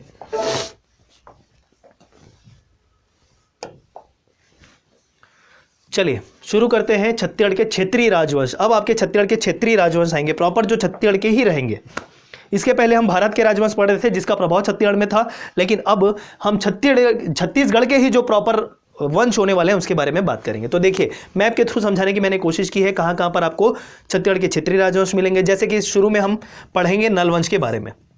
ठीक है, नल वंश के बारे में अभी हम पढ़ेंगे। तो देखिए, नल वंश पहले भी मैंने आपको मैप के थ्रू बताया, बस्तर में इनका शासन होगा, महाकांतर जिसको उस समय कह रहे थे। ठीक है, और इनकी राजधानी होगी पुष्करी। साथ साथ लिखा हुआ है राजधानी क्या, पुष्करी। पुष्करी वर्तमान का भोपालपट्टनम है। ठीक है, वर्तमान का भोपालपट्टनम, ये ध्यान रखें। ऊपर बढ़ते हैं, ऊपर बढ़ेंगे तो यहां पर देखिए ये गरियाबंद वाला क्षेत्र, ये गरियाबंद वाला क्षेत्र, यहां पर आपको पर्वतद्वार वंश मिलेगा। राजधानी रहेगी देवभोग, क्योंकि देवभोग तहसील हमारी गरियाबंद में है। आगे देखिए आरंग रायपुर जिले के अंतर्गत आता है। आरंग के लिए आपको राजर्षि तुल्य वंश ध्यान में रखना है। सभी वंश और उसकी राजधानी बता रहा हूं साथ साथ, देखिएगा मैप के थ्रू। ठीक है, यहां पर सिरपुर के पांडु वंश मिलेंगे। यहां पर सिरपुर है, सिरपुर। ठीक है, सिरपुर के पांडु वंश आपको ध्यान रखना है, सिरपुर महासमुंद जिले के अंतर्गत आता है। ठीक है, सारंगढ़ के लिए आपको शरभपुरी वंश ध्यान में रखना है, छत्तीसगढ़ के ही क्षेत्रीय राजवंश है। ठीक, और पाली के लिए आपको बाण वंश ध्यान में रखना है। तो इतना हम इसी वीडियो के अंतर्गत कवर करने वाले हैं अब। ठीक है, शुरुआत करेंगे नल वंश से, क्योंकि ये जो नल वंश है ये वाकाटक के समकालीन, गुप्त के समकालीन, फिर हम बाकी वंशों की राजवंशों की बात करेंगे। ठीक है, पर्वतद्वार वंश, राजर्षि तुल्य वंश, सबके राजधानी भी ध्यान रखिए। ऊपर से फिर से बात करता हूं, पाली के लिए बाण वंश। पाली कहां पर है, कोरबा में। ठीक, सारंगढ़ रायगढ़ जिले के अंतर्गत आता है, शरभपुरी वंश। सिरपुर महासमुंद जिले के अंतर्गत सिरपुर के पांडु वंश, बहुत ही महत्वपूर्ण होने वाला है। आरंग के लिए राजर्षि तुल्य वंश और पर्वतद्वार वंश, देवभोग, गरियाबंद जिला। ठीक है, चलिए शुरू करें। नल वंश की शुरुआत कर रहे हैं, क्योंकि ये समकालीन के तौर पे वाकाटक और गुप्त देख लिया था। अब नल वंश की शुरुआत करेंगे, 4वीं शताब्दी ईस्वी से शुरुआत इसकी मानी जाएगी। चलिए राजधानी देखिए, राजधानी होगी पुष्करी, भोपालपट्टनम, जैसे कि मैंने कहा। और साथ ही साथ एक और ब्रांच, एक और शाखा कोरापुट में भी मिलती थी, और कोरापुट है उड़ीसा में। ठीक है, तो 2 जगह इनकी राजधानी के तौर पे आपको ध्यान में रखना है। संस्थापक कौन थे इसके, शिशुक। ठीक, संस्थापक कौन, शिशुक। चलिए आगे देखिए, शासक के तौर पे बात करेंगे। सबसे पहले व्यागराज, शिशुक संस्थापक हो गए। अब अन्य शासक की बात करेंगे, तो सबसे बोलना चाहिए दूसरे नंबर के शासक आपके व्यागराज। पहले कौन, शिशुक, फिर उसके बाद व्याघ्रराज। अब ये वही व्याघ्रराज हैं जो समुद्रगुप्त के द्वारा पराजित किए गए थे। ठीक है, समय तकरीबन ध्यान रख लीजिए 350 ईस्वी के आसपास। ठीक है, समय और कालक्रम से प्रश्न कभी भी नहीं पूछे गए हैं एकदम से, तो इस तरीके से यहां पर कालक्रम आपको ध्यान में नहीं रखना है। ठीक है ना। तीसरे नंबर के राजा आपके वृषभराज होंगे। ठीक, इनका अन्य नाम के तौर पे वृषध्वज भी मिलता है। फिर आपके वराराज आएंगे, जो वास्तविक संस्थापक माने जाते हैं नल वंश के। तो प्रश्न को नोटिस करना पड़ेगा कि वास्तविक संस्थापक पूछा गया है या संस्थापक पूछा गया। संस्थापक अगर पूछेगा तो शिशुक ही आएगा, लेकिन वास्तविक संस्थापक जोड़ दिया गया तो आपका वराराज आएंगे। ठीक है, तो फिर से एक बार याद करते हैं, शिशुक, व्याघ्रराज, वृषभराज, वराराज। व्याघ्रराज वृषभराज, वराराज। ठीक है, ये ध्यान रखें। क्लियर। अब ये जो वराराज है इनके संबंध में कुछ साक्ष्य मिले हैं। ठीक, एडेंगा ग्राम जो है, एडेंगा ग्राम से 29 सिक्के मिले हैं। एडेंगा ग्राम से या अडेंगा ग्राम से वराराज के सिक्के मिले हैं। कितने सिक्के मिले हैं? 29 सिक्के मिले हैं। ये ध्यान रखेंगे साक्ष्य। देखिए प्राचीन इतिहास से क्या क्या पूछेगा, मैं एक और चीज क्लियर कर देना चाहता हूं। प्राचीन इतिहास से पहले तो संस्थापक के तौर पे प्रश्न बन सकता है। दूसरा, कौन से शासक किस वंश से संबंधित है, मैच द कॉलम के रूप में पूछ सकता है। ठीक है। तीसरा, उनकी राजधानी पे प्रश्न हो सकता है। चौथा, किसी भी शासक के संबंध में क्या साक्ष्य मिले हैं, जैसे सिक्के हो गए या अन्य कोई कांस्य स्तंभ हो गया या कोई शिलालेख हो गया, उससे प्रश्न बन सकता है। किसके ताम्रपत्र मिले हैं, किसके शिलालेख मिले हैं, इससे प्रश्न हो सकता है। किसी ताम्रपत्र शिलालेख में किसकी जानकारी मिल रही है, किस बात की जानकारी मिल रही है, वो प्रश्न पूछा जा सकता है। तो इतने सारी चीजें हैं और वो सभी कवर कर रहा हूं यहां पर। ठीक है, सारी बातें आपको ध्यान में रखनी है। चलिए अगला, भवदत्त वर्मन। ठीक है, भवदत्त वर्मन। ये भवदत्त वर्मन के तौर पे आपको याद आना चाहिए कि वही भवदत्त वर्मन है जिन्होंने वाकटक वंश के राजा पर आक्रमण किया हुआ था। ठीक है, रिद्धिपुर शिलालेख से जानकारी मिल रही थी, रिद्धिपुर ताम्रपत्र से जानकारी मिल रही थी। ठीक है, और ये रिद्धिपुर कहां पर है? अमरावती मोर्शी अंचल में। ठीक है ना, महाराष्ट्र के अंतर्गत आता है। अगले, अर्थपति भट्टारक। ठीक, अर्थपति भट्टारक के ऊपर वापस आक्रमण हो गया बदला लेने के लिए पृथ्वी सेन के द्वारा। ठीक है ना, ये हमने देखा था। केसरी बेड़ा ताम्रपत्र से जानकारी मिलती है, लिखा हुआ है पृथ्वी सेन द्वितीय के द्वारा नलवाड़ी कब्जा हो गया था यहाँ पर। ठीक है ना, उनके ऊपर आक्रमण हुआ था पहले। तो इनकी जो राजधानी थी पुष्करी, उसको तबाह कर दिया आक्रमण करके, है ना। पृथ्वी सेन द्वितीय इसके ऊपर आक्रमण किया और इसकी राजधानी जो थी पुष्करी, उसको तबाह कर दिया। ठीक, फिर आगे आएगा स्कंद वर्मन, जिससे संबंधित है पोड़ागढ़ शिलालेख। पोड़ागढ़ शिलालेख, स्कंद वर्मन। इन्होंने क्या किया कि पुष्करी को फिर से बसाया। पृथ्वी सेन ने जब अर्थपति पर आक्रमण किया था तो पुष्करी को तबाह कर दिया था, लेकिन स्कंद वर्मन ने पुष्करी फिर से बसाया। और इनके पोड़ागढ़ शिलालेख में ये सारी जानकारी मिल रही है। और पोड़ागढ़ शिलालेख में एक और चीज वर्णन है, वो ये है, विजय था, विजय है, विजय रहेगा। ये कौन कह रहे हैं? स्कंद वर्मन कह रहे हैं अपने बारे में। ठीक है, पोड़ागढ़ शिलालेख से एक जानकारी मिल रही है, विजय था, विजय है, विजय रहेगा। प्रश्न बन सकता है, महत्वपूर्ण है, याद रखिएगा। अगले शासक स्तंभराज, नंदराज। एक साथ याद रखिए, क्योंकि इनका कुलिया से एक लेख प्राप्त हुआ है। कुलिया से एक लेख प्राप्त हुआ है जिसमें इन दोनों की जानकारी मिलती है, स्तंभराज और नंदराज की। फिर पृथ्वीराज, विरूपाक्ष, विलासतुंग। एक साथ याद रखिए, विलासतुंग तो बहुत ज्यादा महत्वपूर्ण है क्योंकि इनके संबंध में क्या क्या बातें हैं तो देखिएगा। विलासतुंग के संबंध में आपको ध्यान रखना है राजिम शिलालेख। ठीक, और यही जो राजिम शिलालेख है यह छत्तीसगढ़ के प्राचीन इतिहास का स्रोत है। ये जो राजिम शिलालेख है छत्तीसगढ़ के प्राचीन इतिहास का स्रोत है, बिलासतुंग से संबंधित है। इनका समय काल भी आपको ध्यान में रखना पड़ेगा, 700 से 740 ईस्वी। बिलासतुंग का समय महत्वपूर्ण है। क्यों महत्वपूर्ण है? क्योंकि राजिम के राजीव लोचन मंदिर का निर्माण करवाया था बिलासतुंग ने। ठीक है, तो कौन से ईस्वी में कराया था यह भी प्रश्न बन सकता है, तो ध्यान रखिएगा 700 से 740 ईस्वी। क्लियर है? तो बिलासतुंग को इस तरीके से ध्यान रखना है पूरे डिटेल में। 3 बातें बिलासतुंग से रिलेटेड। इनका राजिम शिलालेख छत्तीसगढ़ के प्राचीन इतिहास का स्रोत है, साथ ही साथ 700 से 740 ईस्वी इनका समय है। और राजिम का राजीव लोचन मंदिर का निर्माण बिलासतुंग के द्वारा करवाया गया था। ठीक है, जो नलवंशी शासक है, यह ध्यान रखिएगा। आगे, पृथ्वी व्याघ्र। ठीक, इस पृथ्वी व्याघ्र की जानकारी नलवंशी शासक के रूप में कहां से मिलती है? उदयेंद्रम लेख से प्राप्त होती है। तो सारे लेख मैं कवर कर रहा हूं, सारे ताम्रपत्र, सारे शिलालेख मैं कवर कर रहा हूं। उदयेंद्रम लेख से पृथ्वी व्याघ्र की जानकारी मिल रही है। ठीक है, आगे भीमसेन देव और आखिरी राजा नरेंद्र धवल। आखिरी राजा दिखेंगे नरेंद्र धवल, ये। ठीक है, तो ये पूरी वंशावली है नलवंश की। बहुत सारे शासक आपको ध्यान में रखना है दोस्तों, थोड़ा सा तो दिक्कत होगा, लेकिन यहां पर स्कंद वर्मन तक तो कोई दिक्कत नहीं जानी चाहिए आपको। ठीक है, उसके बाद ये दोनों एक पेयर में याद रख लीजिए, कुलिया लेख। फिर पृथ्वीराज आपको ध्यान में रखना है, फिर विरूपाक्ष आपको ध्यान में रखना है, और एक विलासतुंग बीच में बहुत ज्यादा महत्वपूर्ण है। ठीक है, विलासतुंग के संबंध में 3 बात आपको ध्यान में रखना है। पृथ्वी व्याघ्र की जानकारी उदयेंद्रम लेख में प्राप्त होती है, और अंतिम राजा याद रख लीजिए नरेंद्र धवल। ठीक है, चलिए, तो ये हो गया नलवंश से संबंधित सारी बातें। तो एक तरीके से सारे समकालीन जो हमारे 3 वंश हम देख रहे थे पिछले स्लाइड से, वाकटक, गुप्त और नल, ये हो गया पूरे। कौन किस पे आक्रमण किया ये आपको ध्यान में रखना है। 3 शासक, उधर के 2, इधर के 3, अर्थपति, भवदत्त वर्मन, अर्थपति और स्कंद वर्मन। ठीक है, उधर के 2 याद रखने आपको। चलिए आगे बढ़े। अगला छत्तीसगढ़ का क्षेत्रीय राजवंश है राजर्षि तुल्य वंश। राजर्षि तुल्य वंश।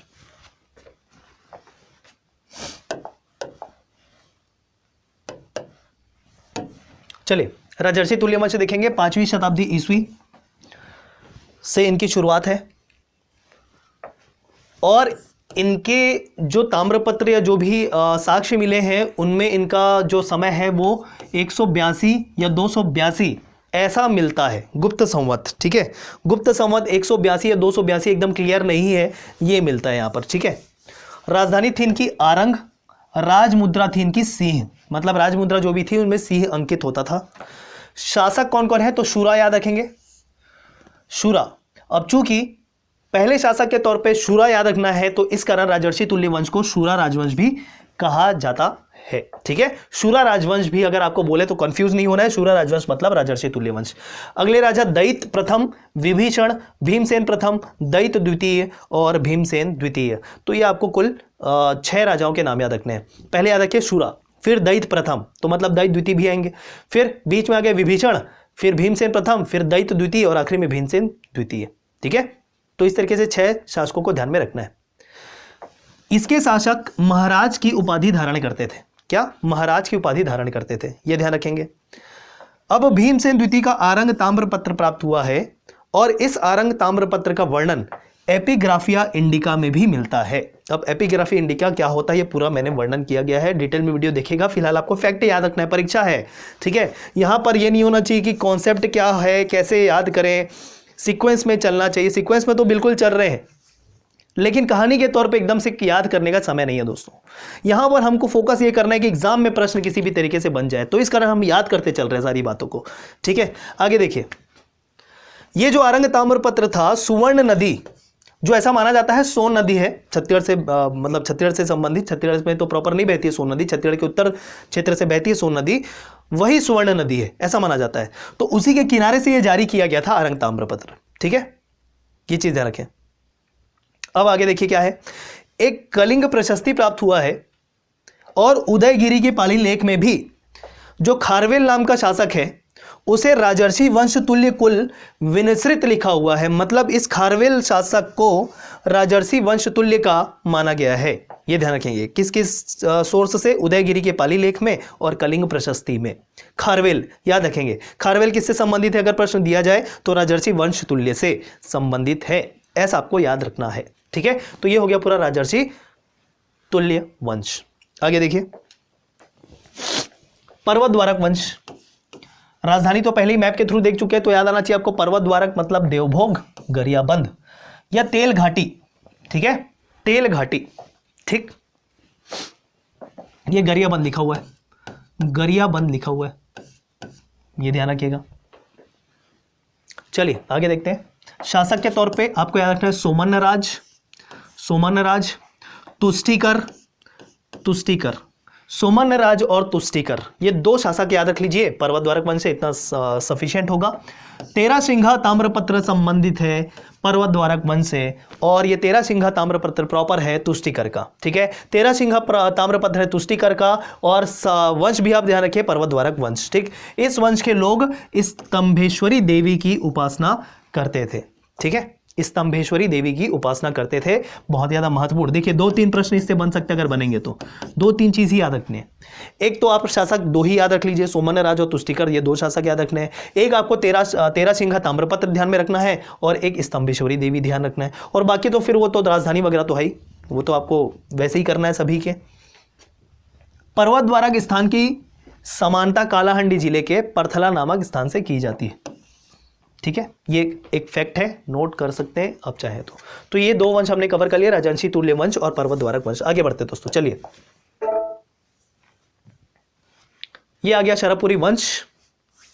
ठीक है, जिसको अमरार्य वंश भी कहते हैं। तो इसके संबंध में बहुत सारी बातें हमको देखनी है, थोड़ा सा डिटेल पढ़ना पड़ेगा, थोड़ा बड़ा भी है। इसके बाद जो पांडु वंश आएगा वो भी हमारा एक काफ़ी बड़ा है और बहुत ही प्रमुख है। ठीक, उसके बाद हमारा मैकल का पांडु वंश सोमवंश बच जाता है और बाण वंश बन जाता है। तो चलिए जल्दी से ये खत्म हो जाएगा हमारा आज ही के आज छत्तीसगढ़ का प्राचीन इतिहास। चलिए शुरू करते हैं दोस्तों, देखिएगा। चलिए देखिए, शरभपुरी वंश की शुरुआत कर रहे हैं 5वीं शताब्दी ईस्वी से इनका समय शुरू हो जाता है। अमरार्य वंश किसको कहते हैं तो ध्यान रखिएगा, शरभपुरी वंश को कहते हैं। अमरार्य वंश किसको कहते हैं तो याद रखिएगा, शरभपुरी वंश को कहते हैं। राजधानी इनकी शरभपुर, जो वर्तमान के सारंगगढ़ को माना जाता है। कहीं कहीं पर संबलपुर भी माना जाता है। थोड़ा सा मतभेद है, ये शरभपुर वर्तमान का कौन सा है, तो शरभपुर नाम का कोई वर्तमान में स्थान नहीं है। तो ऐसा रिलेट किया जाता है कि जो सारंगगढ़ है ना रायगढ़ जिले में, वो है, ठीक है।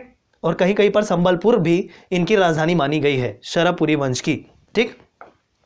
इसके शासक जो थे ना, परम भागवत की उपाधि धारण करते थे, ध्यान रखेंगे। इसके जो शासक थे परम भागवत की उपाधि धारण करते थे। तो परम भागवत से आपको याद आना चाहिए शरभपुरी वंश, ये ध्यान रख रहे हैं। उपाधि भी आपको याद रखनी है बिल्कुल भी, ठीक है। जैसे महाराज के तौर पे मैंने पीछे बताया था आपको, ठीक है। यहां पर आपको परम भागवत याद रखना है, और परम भागवत जैसे ही आपको दिखाई दिया मतलब शरभपुरी वंश याद रखना चाहिए। इनकी राज मुद्रा थी गजलक्ष्मी, बहुत ही महत्वपूर्ण है। इनकी राज मुद्रा थी गजलक्ष्मी। आगे देखें, जैसे कि शरभपुरी वंश है तो उनके शासक के नाम पर होगा, मतलब शरभराज के नाम पर है ये शरभपुरी वंश। तो संस्थापक कौन, शरभराज, ठीक है। इनके संबंध में एक बात याद रखनी है कि इनको सिक्के में, इनके जो सिक्के थे ना, उन सिक्कों में इन्होंने संस्कृत भाषा का प्रयोग किया था, संस्कृत का प्रयोग किया था। अब इनके पुत्र देखिए, इनके पुत्र पहले थे महेंद्र और दूसरे थे नरेंद्र। एक महेंद्र और एक नरेंद्र। तो ये महेंद्र वही है, कुछ इतिहासकार मानते हैं, जिनको समुद्रगुप्त के द्वारा पराजित किया गया था, जैसे कि मैंने बताया था आपको, ठीक है। समुद्रगुप्त के द्वारा 2 शासकों को पराजित किया गया था, एक महेंद्र सेन और एक व्याघ्रराज। तो ये जो महेंद्र था ना, कुछ इतिहासकार मानते हैं वो ये महेंद्र शरभपुरी वंश का था, और कुछ मानते हैं वो बाबा कटक का था। तो अब इसमें स्थिति जो है उसमें कुछ कह नहीं सकते। इस महेंद्र शासक का उल्लेख प्रयाग प्रशस्ति में है, प्रयाग प्रशस्ति अभिलेख में है, ठीक है। आगे देखिए, नरेंद्र के संबंध में ध्यान रखना है, जो शरभराज के पुत्र हैं, इनका अन्य नाम था भरत बल, ठीक। इनकी जानकारी पिपरदुला और कुरुद ताम्रपत्र से मिल रही है, पिपरदुला और कुरुद ताम्रपत्र से मिल रही है। तो पिपरदुला और कुरुद ताम्रपत्र संबंधित है नरेंद्र से, ठीक है, जिनका अन्य नाम था भरत बल। चलिए, इनके संबंध में क्या लिखा हुआ है, खड्गधारा जीत भुवे। ये जो कथन है खड्गधारा जीत भुवे किससे संबंधित है, नरेंद्र, मतलब जो शरभपुरी वंश के थे। इसका मतलब है तलवार की धार से सारे विश्व को जीत लेने वाला। ये जो कथन है किससे संबंधित है, नरेंद्र से। आगे देखिए, मुद्रा गजाभिषिक्त लक्ष्मी। अब देखिए यहां पर क्या लिखा है, मुद्रा गज लक्ष्मी, और यहां पर क्या लिखा हुआ है, मुद्रा गजाभिषिक्त लक्ष्मी, एक ही है, ठीक है। चाहे वो गज लक्ष्मी बोले या गजाभिषिक्त लक्ष्मी बोले, एक ही है, ठीक है। और उपाधि क्या, परम भागवत। तो जैसे कि मैंने कहा था, इस वंश के शासक परम भागवत की उपाधि धारण करते थे। तो प्रॉपर कौन से शासक के तौर पे आपको याद रखना है, तो याद रखिएगा प्रॉपर नरेंद्र, इस वंश के जो शासक थे उन्होंने परम भागवत की उपाधि धारण की थी। कुछ और भी शासक परम भागवत की उपाधि धारण करते थे, तो इस तरीके से पूरे वंश को कहा गया कि परम भागवत की उपाधि धारण करते थे। प्रॉपर शासक का नाम के तौर पे आप नरेंद्र याद रख लीजिए। आगे देखिए, प्रसन्न मात्र, अगले शासक प्रसन्न मात्र, बहुत ही महत्वपूर्ण। निडिला नदी आपको याद रखना है, लीलागर नदी जिसको कहते हैं वर्तमान में, ठीक है।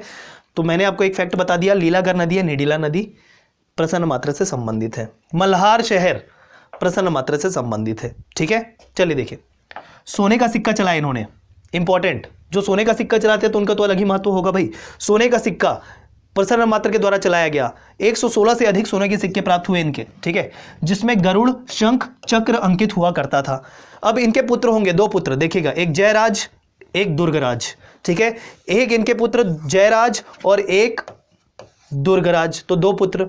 दुर्गराज का एक और नाम था मानमात्र, दुर्गराज का एक और नाम था क्या, मानमात्र। और प्रसन्न मात्र से एक आपको अभिलेख याद रखना है, एक पत्र याद रखना है, जिसको अमगोरा पत्र कहा जाता है, अमगोरा प्लेट कहा जाता है, ठीक है। अमगोरा प्लेट या अमगोरा पत्र किससे संबंधित है, प्रसन्न मात्र से संबंधित है, ठीक है, जिनमें इनके पुत्रों की जानकारी मिलती है, जो जयराज है और दुर्गराज है। दुर्गराज का अन्य नाम मानमात्र है, ध्यान रखिएगा। चलिए आगे देखिए और क्या क्या बातें हैं। इस जयराज का ताम्रपत्र मल्हार से प्राप्त हुआ है, ठीक है। और देखिए दूसरा जो पुत्र थे दुर्गराज, दुर्गराज नाम है, तो ऐसा माना जाता है कि दुर्ग शहर जो है उसकी स्थापना इसी दुर्गराज ने की थी, जो प्रसन्न मात्र के पुत्र थे। तो दुर्ग शहर की स्थापना इसी के नाम पर हुई थी, ऐसा माना जाता है। ठीक है, और ये जो जयराज है ना, पहले पुत्र, ऐसा माना जाता है कि मल्हार से इनका ताम्रपत्र तो है, साथ ही साथ इनका जो राज्यग्राम था उन्होंने विष्णु स्वामी नामक ब्राह्मण को दान में दे दिया था। ठीक है, इनका जो राज्यग्राम था विष्णु स्वामी नामक ब्राह्मण को इन्होंने दान में दे दिया था। ठीक है, ये सारी बातें। अगले शासक आपको ध्यान रखना है महासुदेवराज। अगले शासक आपको ध्यान रखने हैं महासुदेवराज। और शरपुरी वंश से रिलेटेड सर्वाधिक ताम्रपत्र, कितने ताम्रपत्र? 8 ताम्रपत्र इस महासुदेवराज के प्राप्त हुए हैं। ठीक है, चलिए, और ये महासुदेवराज को एक और तरीके से ध्यान रखना है कि ये सिरपुर नामक शहर का संस्थापक था। सिरपुर का संस्थापक कौन? सिरपुर का संस्थापक कौन? महासुदेवराज। बहुत ही महत्वपूर्ण। इसी सिरपुर पर आगे जाके पांडु वंश शासन करने वाले हैं। ठीक है, ऐतिहासिक पौराणिक पुरातात्विक दृष्टि से बहुत ही महत्वपूर्ण। कौन? सिरपुर। संस्थापक कौन? महासुदेवराज। याद आना चाहिए, परीक्षा में याद आना चाहिए, ध्यान रखिएगा। आगे देखिए, महासमुंद और कौवाताल अभिलेख में इंद्रबल राज का वर्णन मिलता है। ठीक है, इंद्रबल राज का वर्णन मिलता है, ये ध्यान रखेंगे, सर्वाधिकरणाधिकृत नाम से। चलिए आगे देखिए, प्रवर राज अगले शासक। सिरपुर को अपनी राजधानी बना दिए। अभी तक राजधानी क्या चल रही थी? शरभपुर। उसके बाद महासुदेवराज ने सिरपुर नगर बसाया, स्थापना की। उसके बाद अगले शासक आएंगे जो प्रवर राज, उन्होंने सिरपुर को राजधानी बना दिया अपना। ठीक है, तो शरभपुर की राजधानी के तौर पे ध्यान रखिए, शरभपुरी वंश की राजधानी के तौर पे आपको शरभपुर याद रखना है। प्रसन्न मात्र के संबंध में आपको मल्हार याद रखना है। मल्हार यहां पर लिखा नहीं है, लेकिन मल्हार आप ऐड कर लीजिएगा। ठीक है, नीडिला नदी के तट पर है वो, लीलागर नदी के तट पर है मल्हार, ये आप ध्यान में रखेंगे। ठीक है, आगे सिरपुर। तो इस तरीके से 3 राजधानी तौर पे आपको याद रखना है, एक शरभपुर, मल्हार, तीसरा सिरपुर, शरभपुरी वंश के संबंध में। क्लियर? और आखिरी शासक व्याघ्र राज, इसमें भी मिल रहे हैं। एक व्याघ्रराज के तौर पे हमने नलवंश देखा था, व्याघ्रराज इसमें भी मिल रहे हैं। ठीक है, चलिए अगली जानकारी देखिए। देवराज का भाई प्रवरराज द्वितीय इस वंश का अंतिम शासक, जिसके 2 ताम्रपत्र ठाकुर दिया और मल्हार से प्राप्त होते हैं। ठीक है, देवराज का भाई। अब इनका और आगे सीक्वेंस जाते जाते हैं तो एक और शासक मिलते हैं देवराज, मतलब शरभपुरी वंश से संबंधित है। कौन से वंश से संबंधित कौन से शासक है, मैच द कॉलम पूछ सकता है, तो एक और शासक देवराज याद रखना है। और देवराज के जो भाई थे प्रवरराज द्वितीय इस वंश के अंतिम शासक माने जाते हैं, जिनकी 2 ताम्रपत्र ठाकुर दिया ताम्रपत्र और मल्हार से प्राप्त हुआ है। ताला गांव से प्राप्त रुद्र शिव की प्रतिमा इन्हीं शासकों के द्वारा निर्मित की गई है। ठीक है, रुद्र शिव की जो प्रतिमा प्राप्त हुई है ना, जिसमें जो शिव के विभिन्न अंग है अलग अलग जानवरों से है, वो रुद्र शिव की प्रतिमा ताला गांव से प्राप्त है, वो इसी वंश के शासकों के द्वारा बनाई गई है, ऐसा ध्यान में रखना है। ठीक, रायपुर से प्राप्त, आरंग से प्राप्त एक ताम्रपत्र है जिसमें पूर्व राष्ट्र का वर्णन किया गया है, जो इनके राज्य क्षेत्र के अंतर्गत आता था। और ये जो पूर्व राष्ट्र का संबंध है संबलपुर से है, उड़ीसा पूर्व की तरफ। ठीक, प्रशासन। अब इनका प्रशासन के संबंध में कुछ बातें देख लीजिए। सबसे छोटी इकाई इनकी ग्राम थी, सबसे छोटी इकाई इनकी ग्राम थी। भोग या भुक्ति किसको कहते थे? ये भोग या भुक्ति वर्तमान तहसील का पर्यायवाची था। जैसे हम वर्तमान में तहसील कहते हैं ना, तो उस समय तहसील क्या होता था? भोग या भुक्ति। ठीक, और आहार मतलब वर्तमान जिले का पर्यायवाची था, आहार। ठीक, तो अभी जैसे हम जिसको जिला कहते हैं उस समय आहार कहते थे उसको। ये सारी बातें हैं आपकी शरभपुरी वंश से रिलेटेड। तो ये हो गया हमारा कंप्लीट सारी बातें शरभपुरी वंश के रिलेटेड। आगे देखते हैं।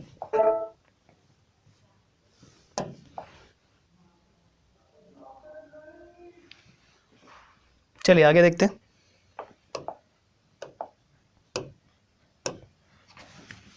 अब हम पांडु वंश सोमवंश करने वाले हैं। एक तरीके से कहना चाहिए प्राचीन इतिहास में सबसे ज़्यादा महत्वपूर्ण टॉपिक पांडु वंश या सोमवंश सिरपुर के। ठीक है, अभी तक जितने भी वंश देखे उसमें सबसे महत्वपूर्ण कहना गलत नहीं होगा इस वंश को। देखिएगा, चलिए शुरू करते हैं फिर से। शासक उदयन से शुरुआत कर रहे हैं। ठीक है, किससे शुरुआत कर रहे हैं? शासक उदयन से, जिनको इस वंश का आदि पुरुष कहा जा रहा है, जिनकी जानकारी कालांजर शिलालेख से मिल रही है, कालांजर शिलालेख से मिल रही है। चलिए अगले शासक इंद्रबल, जिनका नाम था भरतबल। ठीक, इंद्रपुर नगर की स्थापना की इस भरतबल ने। ठीक है, इंद्रपुर नगर की स्थापना की इस भरतबल ने, जो वर्तमान का खरौद है। क्लियर? इंद्रबल का एक ताम्रपत्र मिला है जिसको इंद्रबल का मलगा बिलासपुर ताम्रपत्र कहा जाता है। चलिए अब एक चीज ध्यान रखिए, इस इंद्रबल का जो विवाह है जिसको हम भरत बल कह रहे हैं, कोसल की राजकुमारी लोक प्रकाशा से हुआ था। कुछ कुछ महारानियां हैं जिनका विवाह किससे हुआ था, ये चीज आप ध्यान में रखेंगे। एक हमने पहले प्रभावती देखा, अब आ रही है लोक प्रकाशा। ठीक है, तो लोक प्रकाशा का विवाह इंद्रबल से हुआ। अब इनके पुत्र देखेंगे तो इनके पुत्र पहले आप ध्यान रखिए नन्नराज प्रथम। ठीक, अब कितने पुत्र हैं तो देखिए, पहले पुत्र नन्नराज प्रथम, इंद्रबल की बात कर रहे हैं। दूसरे पुत्र ईशान देव, तीसरे पुत्र सूरबल, चौथे पुत्र भवदेव जिसको रण केसरी कहा जा रहा है। तो ये 4 पुत्र आपके किसके? इंद्रबल के। नन्नराज प्रथम तो मतलब एक तरीके से कह सकते हैं सभी के सभी आपस में भाई हैं। अब नन्नराज प्रथम के पुत्र होने वाले हैं महाशिव तिवरदेव और चंद्रगुप्त। याद रखिए, पूरा एक मैंने फ्लो डायग्राम के तौर पे बताने की कोशिश की है यहाँ पर। सबसे पहले इंद्रबल, देखिए सबसे पहले ना ये सिरपुर के जो पांडु वंश है ना, वो किसके द्वारा स्थापित किया गया था बोल सकते हैं? इंद्रबल के द्वारा स्थापित किया गया था। और उन्होंने अपने पिता को उदयन को गद्दी पर बिठाया। ठीक, तो आदि पुरुष कह रहे उदयन को, लेकिन स्थापना किसने की थी? इंद्रबल भरत बल ने। ये चीज आप ध्यान रखेंगे। क्लियर? इसके पुत्र हो गए 4, मतलब ये सभी आपस में भाई भाई। सभी के संबंध में कुछ कुछ बातें मैं आपको बताने वाला हूं। नन्नराज के पहले 2 पुत्र फिर से ध्यान रखिए, एक पुत्र महाशिवगुप्त तिवरदेव, दूसरे चंद्रगुप्त। ठीक, अब ये सभी महत्वपूर्ण होने वाले हैं। उसके पहले बाकी के संबंध में कुछ बातें देख लीजिए। ईशान देव के द्वारा खरौद का लक्ष्मणेश्वर मंदिर बनाया गया था। ये जब आप पर्यटन पढ़ेंगे तो फिर से आएगा कि खरौद का लक्ष्मणेश्वर मंदिर कहाँ है या किसके द्वारा बनवाया गया था। तो खरौद मतलब वर्तमान जांजगीर चांपा जिले के अंतर्गत आता है। खरौद का लक्ष्मणेश्वर मंदिर ईशान देव के द्वारा बनाया गया था जो पांडु वंश के शासक थे। ठीक है, जो किसके पुत्र थे? इंद्रबल के पुत्र थे। इस तरीके से भी ध्यान रख लीजिए। क्लियर है? चलिए आगे देखिए। और खरौद नगर की स्थापना किसने की थी? तो आपको इंद्रबल ही ध्यान रखना है। ठीक है, जिसको वर्तमान पहले क्या कहा जाता था? इंद्रपुर कहा जाता था। खरौद को जांजगीर चांपा जिले के अंतर्गत आ रहा है। क्लियर? अब ये जो भवदेव रण केसरी है, चौथे पुत्र, इनकी जानकारी भांदक शिलालेख से मिलती है। ये सारे छोटी छोटी बातें भी आपको याद रखनी पड़ेगी। दिमाग में मैप बनाते जाइए, जैसा लिखा है वैसे याद करते जाइए। ठीक है, चलिए देखिए अब वापस आ जाते हैं नन्नराज प्रथम पे, क्योंकि ये महत्वपूर्ण होने वाले हैं। इन्होंने मुख्य साम्राज्य को संभाला और बाकी भाई हैं उनको महामंडलेश्वर के रूप में स्थापित किया इन्होंने। ठीक है, तो मुख्य साम्राज्य संभाल रहे हैं फिलहाल नन्नराज प्रथम, बाकी भाई महामंडलेश्वर के रूप में स्थापित हो रहे हैं अन्य स्थानों को संभालने के लिए। तो देखिए अब नन्नराज प्रथम के 2 पुत्र होंगे, मुख्य साम्राज्य इनके पास है, एक महाशिवगुप्त तिवरदेव और एक चंद्रगुप्त। ठीक, तो पहले महाशिवगुप्त तिवरदेव के बारे में बात कवर करते हैं। इनकी उपाधि थी सकल कोसलाधिपति। महाशिव तिवरदेव की उपाधि थी क्या? सकल कोसलाधिपति। महत्वपूर्ण है। वैष्णव धर्म का पालन करने वाले थे। मुद्रा थी इनकी गरुड़ चिन्ह वाली। नन्नराज दमान को पंचमहाशब्द की उपाधि दी इन्होंने, जिनकी जानकारी बोड़ा ताम्रपत्र में मिलती है। ठीक है, नन्नराज दामाद, किसका दामाद? महाशिवगुप्त तिवरदेव का दामाद, उसका भी नाम क्या था? नन्नराज। तो देखिए यहां पर क्या हो रहा है, एक नन्नराज इधर, एक नन्नराज इधर। महाशिवगुप्त के पिता नन्नराज और इनका दामाद फिर से हुआ, उसका भी नाम क्या? नन्नराज। ये स्थिति है। ठीक है, तो नन्नराज दामाद को पंचमहाशब्द की उपाधि इन्होंने दी और ये जानकारी मिलती है बोड़ा ताम्रपत्र से। तो ये जो नन्नराज किसका दामाद है? महाशिव तिवरदेव का दामाद है। ठीक, आगे देखें। विष्णु कुंडी माधव वर्मन प्रथम से युद्ध करते मारा गया ये तिवरदेव। ठीक है, ये चीज आप ध्यान रखें। चलिए इनके पुत्र हो जाएंगे फिर नन्नराज द्वितीय, पुत्र हो जाएंगे नन्नराज द्वितीय। देखिए कितने नन्नराज, नन्नराज पहले, उनके पुत्र तिवरदेव, उनके दामाद नन्नराज, फिर महाशिव तिवरदेव के पुत्र नन्नराज द्वितीय। ठीक, तो देखिए अब ऐसा हो रहा है कि सबसे पहले ये शासक, फिर ये शासक हुए, फिर उनका पुत्र जो होगा वो शासक होगा। तो नन्नराज द्वितीय की जो उपाधि थी कोसल मंडलाधिपति की थी। ठीक है, कोसल मंडलाधिपति नन्नराज द्वितीय को याद रखना है। और इनकी जानकारी मिलती है अणभार ताम्रपत्र से। क्या? अणभार ताम्रपत्र से। ठीक है, नन्नराज द्वितीय की जानकारी। यहां पर यह हो गया सीक्वेंस पूरा। अब नन्नराज प्रथम के जो द्वितीय पुत्र थे कौन? चंद्रगुप्त। उसके पुत्र होंगे हर्षगुप्त, उसके पुत्र होंगे हर्षगुप्त। ठीक है, और हर्षगुप्त के पुत्र होंगे महाशिवगुप्त बालार्जुन। ठीक है, महाशिवगुप्त बालार्जुन, ये आप ध्यान में रखिएगा। क्लियर है? ठीक है, तो सीक्वेंस पूरा समझने की कोशिश करिए, यहाँ पर सारी बातें हम कवर करने की कोशिश कर रहे हैं। सीक्वेंस आप ध्यान में रखिएगा बस। उदयन ने स्थापना नहीं की थी, इंद्रबल ने की थी, लेकिन अपनी गद्दी पर बिठाए अपने पिता को, उदयन को, इसका राणाधीप पुरुष कहा जा रहा है उसको। स्थापना इन्होंने की, साथ साथ खरौद नगर की भी स्थापना कर दी। फिर आगे पुत्र नन्नराज प्रथम, इनके साथ 3 और पुत्र हुए, मतलब कुल 4 भाई। नन्नराज प्रथम के 2, महाशिवगुप्त, तिवरदेव, चंद्रगुप्त। ठीक है, ये सीक्वेंस होते होते नन्नराज द्वितीय तक आ गए। ठीक, फिर जो द्वितीय पुत्र था चंद्रगुप्त, चंद्रगुप्त का पुत्र हुआ हर्षगुप्त, और हर्षगुप्त का पुत्र होगा इस वंश का सर्वाधिक प्रतापी शासक महाशिवगुप्त बालार्जुन। सर्वाधिक प्रतापी शासक महाशिवगुप्त बालार्जुन, इस वंश का सबसे फेमस कह सकते हैं शासक महाशिवगुप्त बालार्जुन, सबसे महत्वपूर्ण इस पूरे वंश में। ठीक है ना, तो चलिए उसके बारे में पढ़ लेते हैं। राजधानी सिरपुर तो है ही, सिरपुर के पांडु वंश एक साथ हम पढ़ते हैं। ठीक है, समय आप याद रखिएगा 6वीं से 8वीं शताब्दी तक इनका शासन रहा था सिरपुर वाले क्षेत्र में, है ना। चलिए देखिए, अब हर्षगुप्त की बात कर रहे हैं यहां से, जो किसके पुत्र थे? चंद्रगुप्त के पुत्र थे। ठीक है ना, इनका जो विवाह होगा वो होगा वासटा देवी से। हर्षगुप्त का विवाह होगा वासटा देवी से। ठीक है, वासटा देवी कौन थी? मौखरी राजा सूर्यवर्मन, यहां पर क्या लिखा हुआ है? सूर्यवर्मन की पुत्री थी ये वासटा देवी। तो इनका विवाह हर्षगुप्त से हो गया, और जो पुत्र हुए उनका नाम था महाशिवगुप्त बालार्जुन। और सिरपुर का जो लक्ष्मण मंदिर है, विश्व प्रसिद्ध सिरपुर का लक्ष्मण मंदिर, लाल ईंटों से बना हुआ मंदिर, गुप्त शैली में बना हुआ है, नागर शैली में बना हुआ मंदिर, ठीक, इसी वासटा देवी के द्वारा बनवाया गया था, उसका निर्माण कार्य पूरा करवाया गया था। ठीक है, तो ये लिखा हुआ है सिरपुर का लक्ष्मण मंदिर, विष्णु मंदिर जो है, बेसिकली लक्ष्मण मंदिर नाम जरूर है लेकिन वो विष्णु मंदिर है, उसका निर्माण करवाया वासटा देवी के द्वारा। ठीक, हर्षगुप्त की मृत्यु हो चुकी थी, उनकी याद में इन्होंने ये मंदिर बनवाया। आगे देखिए, महाशिवगुप्त बालार्जुन, जैसे कि मैंने कहा सर्वप्रतापी शासक इस वंश के, बहुत ही महत्वपूर्ण फैक्ट याद रखना है। तो महाशिवगुप्त बालार्जुन का जो समय था 595 ईस्वी से 655 ईस्वी तक होने वाला है। ठीक है, क्लियर। आगे देखिए, ये शैव धर्म को मानने वाले थे। इसके पहले हमने शासक देखा वो विष्णु धर्म को मानने, वैष्णव धर्म को मानने वाले थे। अब ये शैव मतवालंबी थे, धनुर्विद्या में पारंगत थे। चूंकि धनुर्विद्या में पारंगत थे, इस कारण इसका नाम रखा गया बालार्जुन, मतलब बाल अर्जुन। ठीक है, बचपन से ही धनुर्विद्या में पारंगत थे, और धनुर्विद्या मतलब जब भी धनुर्विद्या की बात आती है तो हम अर्जुन को याद रखते हैं, तो इस कारण इनका नाम बालार्जुन भी रखा गया। ठीक है, छत्तीसगढ़ का इतिहास का स्वर्णिम काल इनके काल को कहा जाता है। चीनी यात्री वेनसांग के यात्रा वृतांत सियुकी में इसका वर्णन मिलता है। ठीक है, और जो सियुकी था ना, या वेनसांग जो यात्रा वृतांत था, वो कौन से, या जो वेनसांग था छत्तीसगढ़ कब आया था? 639 ईस्वी में। ठीक है, ये ध्यान रखेंगे। और वेनसांग ने छत्तीसगढ़ को क्यास्लो नाम से उल्लेखित किया था।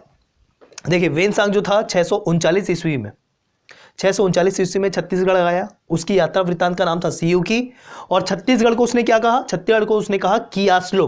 ठीक, आगे देखिए, समकालीन शासक कौन कौन थे? इस महाशिवगुप्त बालार्जुन के समकालीन शासक कौन कौन थे? कन्नौज के हर्ष, कन्नौज का भारत इतिहास की बात करेंगे ना, तो कन्नौज का शासक था हर्ष, वो इसके समकालीन थे। और वातापी नरेश पुलकेशिन द्वितीय, ठीक है, ये समकालीन थे महाशिवगुप्त बालार्जुन के। सर्वाधिक ताम्रपत्र 27 ताम्रपत्र सिरपुर से प्राप्त हुआ इनका। अन्य जानकारी के तौर पे हम बात कर लेते हैं, पांडु वंश के ताम्रपत्रों में पेटिका शेष लिपि का प्रयोग हुआ है। फैक्ट के तौर पे याद रख लीजिए, पेटिका शेष लिपि का प्रयोग हुआ है। इनके जो भी ताम्रपत्र हैं उसमें सिरपुर जाकर देखिएगा तो उसको पेटिका शेष लिपि कहा जाता है। ठीक है, और शिलालेखों में किलाक्षर लिपि का प्रयोग हुआ है। ताम्रपत्र में क्या? पेटिका शेष लिपि, और शिलालेख में किलाक्षर लिपि का प्रयोग हुआ है। ठीक है, चलिए आगे देखते हैं। लास्ट लाइन, महाशिवगुप्त की उपाधि क्या थी? परम महेश्वर, बहुत ही महत्वपूर्ण है।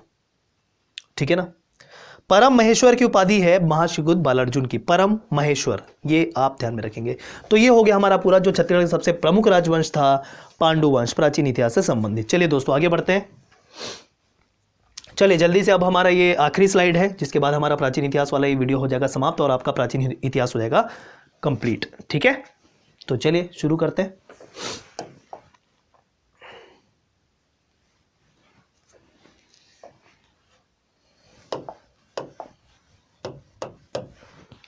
चलिए देखिएगा, मैकल के पांडु वंश की बात कर लेते हैं। तो पांडु वंश सिरपुर के थे, वो मुख्य थे।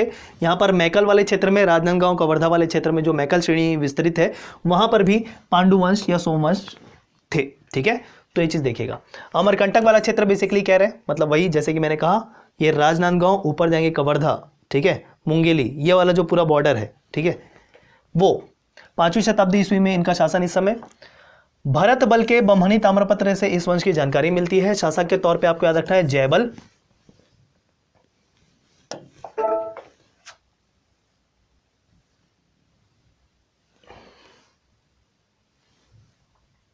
चलिए देखते हैं,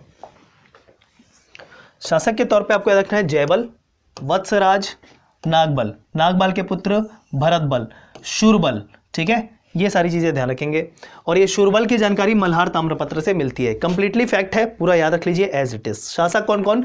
जयबल, वत्सराज, नागबल, भरतबल, शूरबल, ठीक। ये सभी शासक जो है मैकल के पांडु वंश या सोमवंश से संबंधित है, ठीक। भरत बल के बमहनी ताम्रपत्र से इनकी जानकारी मिल रही है, ये आप ध्यान रखें। चलिए आगे, बाणवंश, छत्तीसगढ़ के प्राचीन इतिहास से संबंधित आखिरी राजवंश बाणवंश, ठीक है। 9वीं शताब्दी ईस्वी में इनका शासन होता था। कहां पर? पाली वाले क्षेत्र में, जो कोरबा में। शासक के तौर पे आप याद रखिए, पहले महामंडलेश्वर मल्लदेव और उसके पुत्र होंगे कौन? इस वंश के प्रतापी शासक विक्रमादित्य। और विक्रमादित्य ने पाली के शिव मंदिर का निर्माण करवाया था, यह बहुत ही महत्वपूर्ण होगा, ठीक है। तो पाली का शिव मंदिर प्रसिद्ध है। पाली के शिव मंदिर का निर्माण विक्रमादित्य के द्वारा करवाया गया था, जो बाणवंश से संबंधित है। यह ध्यान रखेंगे, पाली, कोरबा, ठीक है। चलिए, कहां से ज्ञात होता है? तो मंदिर का जो गर्भगृह है ना, उसी में लेख है, उससे जानकारी मिलती है कि विक्रमादित्य के द्वारा पाली के शिव मंदिर का निर्माण करवाया गया। उनका समय 870 से 895 ईस्वी तक है, ठीक है। तो ये हो गया छत्तीसगढ़ का इतिहास, प्राचीन इतिहास पूरा। अब इसके बाद शुरू हो जाता है क्या? छत्तीसगढ़ का मध्यकालीन इतिहास। और मध्यकालीन इतिहास में ये सारे आपके वंश के बारे में आपको पढ़ना है। मुख्य रूप से आपको स्टार्ट करना है कलचुरी वंश, कलचुरी वंश और आपका काकतीय वंश, जो पूरा आधुनिक इतिहास तक जाता है, ठीक है ना। उसके बाद अगर हम बात करें तो कवर्धा के फणी नागवंश पढ़ना है, और चक्रकोट या भ्रमरकोट के छिंदक नागवंश के बारे में पढ़ना है, कांकेर के सोमवंश के बारे में पढ़ना है, ठीक। और बाकी जैसे कि मैंने कहा, काकतीय मुख्य होने वाले हैं और कलचुरी मुख्य होने वाले हैं। कलचुरी की 2 शाखा पढ़ेंगे, रतनपुर और रायपुर। ये मध्यकालीन इतिहास पूरा कवर करेगा, ठीक है। तो आज हमने इस वीडियो के अंतर्गत तकरीबन 1.5 घंटे के आसपास का वीडियो बना है, जिसमें हमने संपूर्ण छत्तीसगढ़ का प्राचीन इतिहास कवर कर लिया दोस्तों, ठीक है। तो चले, ऐसा ही वीडियो आपको अलग से मध्यकालीन इतिहास के लिए भी मिलेगा और आधुनिक इतिहास के लिए भी मिलेगा। चलिए फिर मिलते हैं, धन्यवाद।